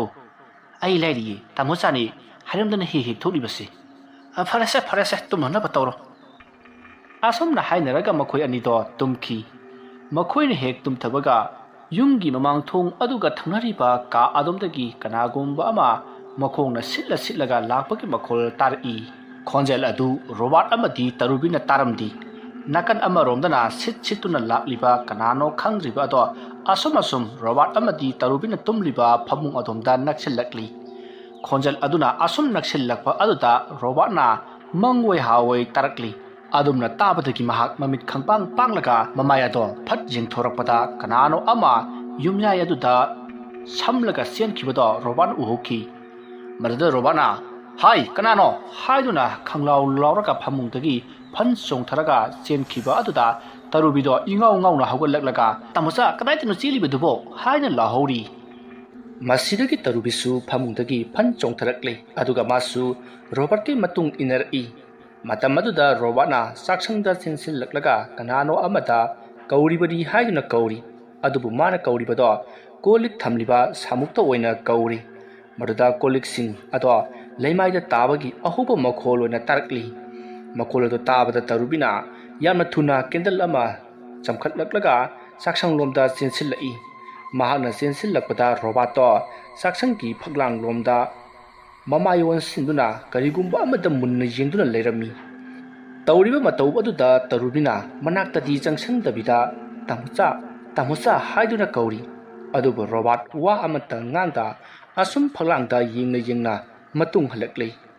ꯇꯔꯨꯕꯤꯁꯨ ꯔꯣꯕꯥꯔꯠꯀꯤ ꯃꯑꯣꯡ ꯑꯗꯨꯗ ꯀꯤꯔꯗꯨꯅ ꯈꯣꯡꯐꯝ ꯈꯔꯗꯤ ꯍꯜꯂꯤ ꯑꯗꯨꯝꯅ ꯇꯧꯔꯤꯉꯩ ꯔꯣꯕꯥꯔꯠꯇꯣ ꯇꯔꯨꯕꯤꯂꯣꯝꯗ ꯃꯃꯥꯏ ꯁꯠ ꯑꯣꯟꯊꯣꯔꯛꯏ ꯔꯣꯕꯥꯔꯠꯀꯤ ꯃꯃꯥꯏ ꯑꯗꯣ ꯃꯨꯁꯤꯟ ꯃꯨꯔꯤ ꯃꯃꯤꯠ ꯑꯗꯨꯁꯨ ꯍꯧꯗꯣꯡꯒꯤ ꯃꯃꯤꯠꯀꯨꯝꯅ ꯏꯉꯧ ꯉꯧꯔꯒ ꯂꯪꯇ꯭ꯔꯤꯛ ꯂꯪꯂꯤ ꯑꯗꯨꯒ ꯅꯥꯇꯣꯟꯒꯤ ꯃꯈꯥ ꯊꯪꯕ ꯆꯤꯝꯕꯥꯜ ꯑꯃꯗꯤ ꯈꯗꯥꯡ ꯑꯗꯣ ꯁꯔꯨ ꯉꯥꯛꯇꯃꯛ ꯉꯥꯏꯔꯝꯂꯤ ꯃꯗꯨ ꯎꯕꯗ ꯇꯔꯨꯕꯤ ꯌꯥꯝꯅ ꯀꯟꯅ ꯂꯥꯎꯈꯤ ꯃꯍꯥꯛꯅ ꯂꯥꯎꯕꯗꯨ ꯇꯥꯏꯕꯪ ꯐꯥꯎꯔꯛꯂꯗꯨꯅ ꯀꯟꯅ ꯂꯥꯎꯈꯤ ꯑꯗꯨꯒ ꯃꯥꯒꯤ ꯃꯅꯥꯛꯇ ꯇꯨꯝꯕ ꯃꯄꯨꯔꯣꯏꯕ ꯔꯣꯕꯥꯔꯠꯄꯨ ꯍꯧꯗꯣꯛꯅꯅꯕ ꯇꯧꯔꯛꯄꯗ ꯔꯣꯕꯥꯔꯠꯇꯣ ꯂꯩꯔꯝꯗ꯭ꯔꯦ ꯃꯗꯨꯗ ꯇꯔꯨꯕꯤꯗꯣ ꯁ꯭ꯋꯥꯏ ꯂꯥꯎꯏ ꯀꯤꯃꯟꯈꯤꯕꯅ ꯃꯍꯥꯛ ꯍꯤꯛ ꯍꯤꯛ ꯀꯞꯂꯛꯂꯤ ꯑꯗꯨꯒ ꯇꯥꯃꯣꯆꯥ ꯇꯥꯃꯣꯆꯥ ꯍꯥꯏꯗꯨꯅ ꯀꯧꯔꯤ ꯃꯍꯥꯛꯅ ꯑꯁꯨꯝꯅ ꯀꯧꯔꯤꯉꯩ ꯆꯥꯛꯁꯪꯂꯣꯝꯗ ꯀꯣꯟ ꯑꯃ ꯇꯥꯈꯤꯕꯒꯤ ꯃꯈꯣꯜ ꯑꯃ ꯇꯥꯈꯤ ꯈꯣꯟꯖꯦꯜꯗꯨ ꯇꯥꯕꯗ ꯇꯔꯨꯕꯤꯗꯣ ꯈꯪꯄ꯭ꯔꯦꯛ ꯈꯪꯏ ꯑꯗꯨꯒ ꯍꯧꯅ ꯀꯞꯂꯛꯂꯤ ꯃꯍꯥꯛꯅ ꯑꯗꯨꯝꯅ ꯇꯧꯔꯕꯁꯨ ꯔꯣꯕꯥꯔꯠꯇꯣ ꯁꯨꯡꯆꯪ ꯆꯪꯂꯛꯇꯕ ꯑꯗꯨꯗ ꯇꯉꯥꯏ ꯐꯗꯅ ꯇꯔꯨꯕꯤꯗꯣ ꯔꯣꯕꯥꯔꯠ ꯊꯤꯗꯕ ꯌꯥꯗꯕꯅꯤꯅ ꯃꯍꯥꯛ ꯐꯃꯨꯡꯗꯒꯤ ꯍꯧꯒꯠꯂꯛꯂꯤ ꯑꯗꯨꯒ ꯆꯥꯛꯁꯪꯂꯣꯝꯗ ꯀꯦꯟꯗꯜ ꯑꯃ ꯄꯥꯏꯔꯒ ꯆꯪꯁꯤꯜꯂꯛꯂꯤ ꯑꯗꯨꯒ ꯔꯣꯕꯥꯔꯠꯄꯨ ꯀꯧꯕꯁꯨ ꯂꯦꯞꯂꯝꯗꯦ ꯃꯍꯥꯛꯅ ꯑꯗꯨꯝꯅ ꯑꯁꯨꯝ ꯆꯪꯁꯤꯜꯂꯛꯄꯗ ꯆꯥꯛꯁꯪꯗ ꯀꯅꯥꯅꯣ ꯑꯃ ꯎꯞꯁꯤꯜꯂꯒ ꯇꯥꯗꯨꯅ ꯂꯩꯔꯝꯂꯤ ꯃꯗꯨ ꯎꯕꯗ ꯇꯔꯨꯕꯤꯗꯣ ꯌꯥꯝꯅ ꯀꯤꯅ ꯂꯦꯞꯇꯨꯅ ꯂꯩꯔꯤ ꯆꯪꯁꯤꯟꯁꯤ ꯀꯗꯥꯏ ꯍꯟꯗꯣꯛꯁꯤ ꯀꯗꯥꯏ ꯇꯧꯗꯨꯅ ꯂꯩꯔꯤ ꯑꯁꯨꯝꯅ ꯂꯩꯔꯝꯕꯗꯒꯤ ꯇꯞꯅ ꯇꯞꯅ ꯆꯪꯁꯤꯟꯗꯨꯅ ꯔꯣꯕꯥꯔꯠꯄꯨ ꯃꯁꯥ ꯅꯣꯝꯗꯨꯅ ꯀꯧꯈꯤ ꯑꯗꯨꯕꯨ ꯔꯣꯕꯥꯔꯠꯇꯣ ꯍꯣꯏ ꯃꯥꯏ ꯑꯃꯠꯇ ꯍꯥꯏꯈꯤꯗꯦ ꯃꯁꯤꯗꯒꯤ ꯇꯔꯨꯕꯤꯅ ꯔꯣꯕꯥꯔꯠꯄꯨ ꯎꯞꯁꯤꯜꯂꯤꯕ ꯑꯗꯣ ꯂꯣꯡꯊꯣꯛꯏ ꯑꯗꯨꯕꯨ ꯃꯍꯥꯛ ꯃꯃꯤꯠꯇꯤ ꯀꯟꯅ ꯎꯏꯁꯤꯜꯂꯤ ꯃꯁꯤꯗꯒꯤ ꯃꯍꯥꯛ ꯃꯃꯤꯠꯇꯣ ꯇꯞꯅ ꯇꯞꯅ ꯄꯥꯡꯊꯣꯔꯛꯂꯒ ꯔꯣꯕꯥꯔꯠꯇ ꯌꯦꯡꯂꯛꯏ ꯑꯗꯨꯕꯨ ꯔꯣꯕꯥꯔꯠꯇꯤ ꯀꯩꯁꯨ ꯇꯧꯔꯝꯗ꯭ꯔꯦ ꯍꯥꯏꯕꯗꯤ ꯃꯥꯒꯤ ꯃꯃꯪꯗ ꯎꯈꯤꯕ ꯑꯗꯣ ꯃꯗꯨꯃꯛꯇꯤ ꯑꯣꯏꯔꯝꯗ꯭ꯔꯦ ꯃꯁꯤꯗꯒꯤ ꯇꯔꯨꯕꯤꯅ ꯔꯣꯕꯥꯔꯠꯄꯨ ꯀꯟꯅ ꯀꯟꯅ ꯀꯧꯔꯤ ꯇꯥꯃꯜꯂꯛꯇꯕ ꯑꯗꯨꯗ ꯇꯧꯐꯝ ꯈꯪꯗ꯭ꯔꯕ ꯇꯔꯨꯕꯤꯅ ꯆꯥꯛꯈꯨꯝ ꯑꯗꯨꯗꯒꯤ ꯏꯁꯤꯡ ꯈꯔ ꯂꯧꯔꯨꯔꯒ ꯔꯣꯕꯥꯔꯠꯀꯤ ꯃꯀꯣꯛꯇ ꯄꯣꯞ ꯄꯣꯞ ꯊꯥꯔꯝꯃꯤ ꯑꯃꯗꯤ ꯃꯃꯥꯏꯗꯁꯨ ꯏꯁꯤꯡ ꯈꯤꯛꯆꯜꯂꯤ ꯑꯗꯨꯝꯅ ꯇꯧꯕꯗꯒꯤꯗꯤ ꯔꯣꯕꯥꯔꯠꯇꯣ ꯃꯃꯤꯠ ꯇꯞꯅ ꯄꯥꯡꯊꯣꯔꯛꯂꯤ ꯑꯗꯨꯒ ꯁꯣꯔ ꯁꯥꯡꯅ ꯆꯤꯡꯁꯤꯜꯂꯒ ꯐꯤ ꯂꯥꯎꯅ ꯀꯥꯝꯊꯣꯛꯏ ꯃꯗꯨꯗ ꯇꯔꯨꯕꯤꯅ ꯀꯃꯥꯏ ꯇꯧꯔꯤꯅꯣ ꯍꯥꯏꯅ ꯍꯪꯉꯤ ꯇꯔꯨꯕꯤꯅ ꯍꯪꯂꯤꯕꯗꯨ ꯈꯨꯝꯕꯒꯤ ꯃꯍꯨꯠ ꯔꯣꯕꯥꯔꯠꯅ ꯄꯨꯡ ꯀꯌꯥ ꯇꯥꯔꯦ ꯍꯥꯏꯗꯨꯅ ꯍꯪꯂꯛꯏ ꯃꯗꯨꯗ ꯇꯔꯨꯕꯤꯅ ꯐꯣꯟꯗꯤ ꯐꯃꯨꯡꯗ ꯂꯩꯍꯧꯔꯤ ꯍꯥꯏꯗꯨꯅ ꯈꯨꯝꯃꯤ ꯔꯣꯕꯥꯔꯠꯇꯨ ꯑꯣ ꯍꯥꯏꯔꯒ ꯍꯧꯒꯠꯂꯛꯂꯤ ꯇꯔꯨꯕꯤꯅ ꯀꯩꯗꯧꯔꯒꯦ ꯀꯥꯏ ꯆꯠꯀꯦ ꯍꯥꯏꯕꯅꯣ ꯍꯥꯏꯅ ꯍꯪꯉꯤ ꯔꯣꯕꯥꯔꯠꯇꯨ ꯍꯣꯏ ꯃꯥꯏ ꯑꯃꯠꯇ ꯍꯥꯏꯗꯦ ꯇꯨꯃꯤꯟꯅ ꯑꯁꯨꯝ ꯆꯠꯈ꯭ꯔꯒ ꯐꯃꯨꯡꯗ ꯀꯥꯈꯠꯈ꯭ꯔꯦ ꯑꯗꯨꯒ ꯐꯣꯟꯗꯨ ꯑꯣꯟ ꯇꯧꯔꯒ ꯄꯨꯡ ꯌꯦꯡꯉꯤ ꯃꯇꯝ ꯑꯗꯨꯗ ꯅꯣꯡꯉꯥꯜꯂꯝꯗꯥꯏꯒꯤ ꯄꯨꯡ 3 ꯍꯦꯜꯂꯝꯂꯤ ꯃꯗꯨꯗ ꯔꯣꯕꯥꯔꯠꯅ ꯇꯞꯅ ꯁꯣꯜꯂꯤ ꯑꯣ ꯑꯩꯗꯤ ꯌꯥꯝ ꯀꯨꯏꯅ ꯋꯥꯈꯜ ꯃꯥꯡꯂꯨꯔꯦꯗꯅ ꯑꯁꯨꯝꯅ ꯍꯥꯏꯔꯒ ꯐꯃꯨꯡ ꯑꯗꯨꯗ ꯎꯞꯁꯤꯜꯂꯒ ꯑꯃꯨꯛ ꯇꯨꯝꯈ꯭ꯔꯦ ꯃꯗꯨꯗ ꯇꯔꯨꯕꯤꯅ ꯀꯩꯗꯧꯔꯒꯦ ꯎꯞꯄꯒ ꯑꯃꯨꯛ ꯇꯨꯝꯃꯤꯕꯗꯨꯕꯣ ꯍꯥꯏꯅ ꯍꯪꯉꯤ ꯃꯗꯨꯗ ꯔꯣꯕꯥꯔꯠꯅ ꯅꯪꯁꯨ ꯎꯞꯄꯒ ꯇꯨꯝꯃꯣ ꯑꯁꯤ ꯍꯥꯏꯔꯝꯂꯒ ꯇꯨꯃꯤꯟꯅ ꯂꯩꯈ꯭ꯔꯦ ꯇꯔꯨꯕꯤ ꯋꯥ ꯃꯈꯥ ꯑꯃꯨꯛ ꯇꯥꯔꯨꯗ꯭ꯔꯦ ꯃꯥꯁꯨ ꯑꯗꯨꯝ ꯇꯨꯝꯅꯅꯕ ꯁꯦꯝ ꯁꯥꯈ꯭ꯔꯦ ꯇꯥꯟꯖꯥꯗꯨꯗ ꯔꯣꯕꯥꯔꯠꯅ ꯍꯩ ꯑꯩꯅ ꯎꯞꯄꯒ ꯇꯨꯝꯃꯨ ꯍꯥꯏꯔꯒ ꯑꯁꯨꯝꯅ ꯈꯪꯂꯥꯎ ꯂꯥꯎꯔꯛꯄ ꯑꯗꯨꯗ ꯇꯔꯨꯕꯤꯗꯣ ꯈꯪꯄ꯭ꯔꯦꯛ ꯈꯪꯉꯤ ꯑꯗꯨꯒ ꯀꯤꯕꯣꯏ ꯂꯥꯛꯄꯣꯏ ꯃꯥꯁꯨ ꯁꯠ ꯎꯞꯄꯤ ꯇꯔꯨꯕꯤꯗꯣ ꯔꯣꯕꯥꯔꯠꯇ ꯌꯦꯡꯕ ꯐꯥꯎꯕ ꯀꯤꯗꯨꯅ ꯃꯃꯥꯏ ꯑꯗꯣ ꯐꯛꯂꯥꯡꯂꯣꯝꯗ ꯂꯩꯁꯤꯜꯂꯤ ꯑꯗꯨꯒ ꯀꯔꯤꯅꯣ ꯇꯧꯔꯤꯕꯁꯤꯕꯣ ꯍꯥꯏꯅ ꯈꯜꯂꯒ ꯇꯨꯃꯤꯟꯅ ꯂꯩ ꯑꯗꯨꯕꯨ ꯃꯥꯒꯤ ꯃꯄꯨꯔꯣꯏꯕꯅ ꯀꯔꯤꯒꯨꯝꯕ ꯑꯃꯗꯤ ꯂꯣꯠꯂꯦ ꯍꯥꯏꯕꯁꯦ ꯈꯪꯈꯤ ꯑꯁꯨꯝꯅ ꯀꯤꯅ ꯀꯤꯅ ꯂꯩꯔꯤꯉꯩ ꯌꯨꯝ ꯑꯗꯨꯒꯤ ꯌꯦꯅꯈꯥꯗ ꯃꯤꯅ ꯗꯨꯡ ꯗꯨꯡ ꯆꯦꯟꯕꯒꯤ ꯃꯈꯣꯜ ꯇꯥꯔꯛꯈꯤ ꯈꯣꯟꯖꯦꯜ ꯑꯗꯨ ꯇꯥꯕꯗ ꯇꯔꯨꯕꯤꯗꯣ ꯍꯦꯟꯅ ꯀꯤꯗꯨꯅ ꯐꯩꯖꯨꯞꯅ ꯃꯃꯥꯏ ꯑꯗꯣ ꯀꯨꯞꯁꯤꯟꯈꯤ ꯇꯥꯟꯖꯥ ꯑꯗꯨꯗ ꯔꯣꯕꯥꯔꯠꯅ ꯅꯣꯡ ꯆꯤꯖꯨꯕ ꯁꯨꯡꯉꯥꯟ ꯍꯦꯛ ꯉꯥꯟꯗꯦꯍꯦ ꯂꯩꯕꯤꯔꯣꯏꯌꯦ ꯅꯣꯏꯒꯤ ꯌꯨꯝꯁꯦ ꯂꯩꯕꯤꯔꯣꯏ ꯅꯣꯡ ꯍꯦꯛ ꯉꯥꯟꯕꯒꯅꯦ ꯆꯠꯈꯤꯅꯤꯌꯦ ꯑꯁꯨꯝꯅ ꯔꯣꯕꯥꯔꯠꯇꯣ ꯑꯉꯥꯎꯕꯒꯨꯝ ꯀꯣꯏꯂꯥꯎ ꯂꯥꯎꯔꯛꯈꯤ ꯃꯗꯨꯗ ꯇꯔꯨꯕꯤꯗꯣ ꯈꯪꯄ꯭ꯔꯦꯛ ꯈꯪꯂꯤ ꯑꯗꯨꯕꯨ ꯋꯥꯗꯤ ꯑꯃꯠꯇ ꯉꯥꯡꯗ꯭ꯔꯤ ꯔꯣꯕꯥꯔꯠꯁꯨ ꯉꯥꯏꯍꯥꯛ ꯉꯥꯡꯂꯝꯂꯒ ꯇꯨꯃꯤꯟꯅ ꯑꯃꯨꯛ ꯂꯩꯈ꯭ꯔꯦ ꯃꯇꯝꯗꯨ ꯑꯁꯨꯝ ꯍꯧꯈ꯭ꯔꯦ ꯅꯣꯡꯁꯨ ꯉꯥꯜꯂꯛꯂꯤ ꯔꯣꯕꯥꯔꯠꯇꯨ ꯃꯥꯒꯤ ꯅꯨꯄꯤ ꯇꯔꯨꯕꯤꯕꯨ ꯍꯧꯗꯣꯔꯛꯏ ꯇꯔꯨꯕꯤꯅ ꯀꯩꯗꯧꯔꯒꯦ ꯍꯥꯏꯅ ꯍꯪꯉꯤ ꯔꯣꯕꯥꯔꯠꯅ ꯌꯨꯝꯗ ꯆꯠꯂꯁꯤ ꯍꯥꯏꯔꯝꯂꯒ ꯄꯔꯞ ꯂꯣꯏꯁꯤꯜꯂꯤ Tarubisu hoidi hai adubu masado ingau ngaubugum tawi asomna makhoi ani do yum adu thadok lamlaga naga mapanda chatkhi masigi matung yum hingkhol do robot na magi marup mohenda yonthoki maduda phanglakpa senpham sing aduna yum ka konana lam ama nongren da leiduna ikhre yum changba numiki numidang wairamda tarubigi masena salam daya aduda tarubina hangi iche nga nongma ina wangugi yum aduda leiringai isega iga phone da wari sanabada isena munna yenglamlaga phone ka khrido karigino asumna tarubina hangba aduda masi aduna khumlai aina wari salingaida nangi tungda nupi ama mamaido phaglanglomda lesilaga thabak tawruga leiba aina ukhi madu ubada aina kanano haiduna munna sum yengbada nupi dugi mamaido ina punga nganglaga leithorakhi madu ubada idi khangduna phone do leimaida thadaki mata maduda yam hanatapa khonjel amana noktuna aibu khelakhi madagi ai kiduna phone do adum muthale numitugi nomaidangda aina noida phone hanjan tawki adubu noidi adum pairakhidre numitugi nonganbada nakoinaga mapalda leire haiba tabada ai ni takhibani aduga noi ki khni haiduna su wafamse losinkhibani masina liriba wari adu tabada tarubi yamna kiki asum tawduna matam madu haukrei somda robana yonthoklamba yum adubu leihoriba mohena magi waiba private school lama saranaba sem saba hauki numittu makhoi sinmi manga mohena leiriba yum adubu sidaba lakhi ayukki matamni makhoi manga du yum aduda sanglatuna makhoi gi hipna tumnaba hana sem sakhi aduga yum adugi yakoibada horiba napi singbi mayamato phanba kakthatba hauki makoina asum napi phalakpana yum adugi sandong mapa yorakpada napi phanba nupa amana matung halakpada sai amada makhong loksinduna lungna tukhi maruda nupa aduna karino haina yengbada saisu amanba ama taramkhi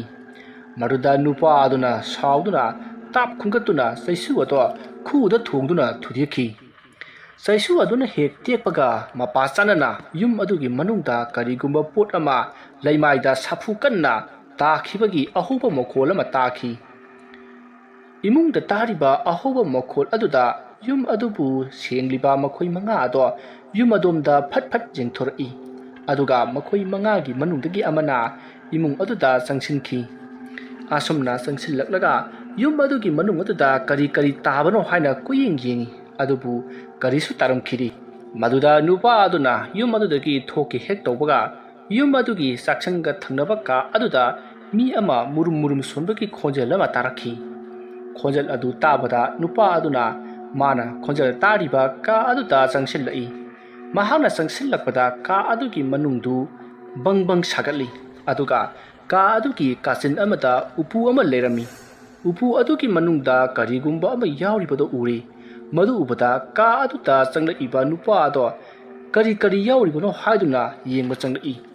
mata maduda ka adugi thungjin mapa lomda kanagumba amana leplaga leibagi sahum phanglakhi sahum mado phanglakpada nupa aduna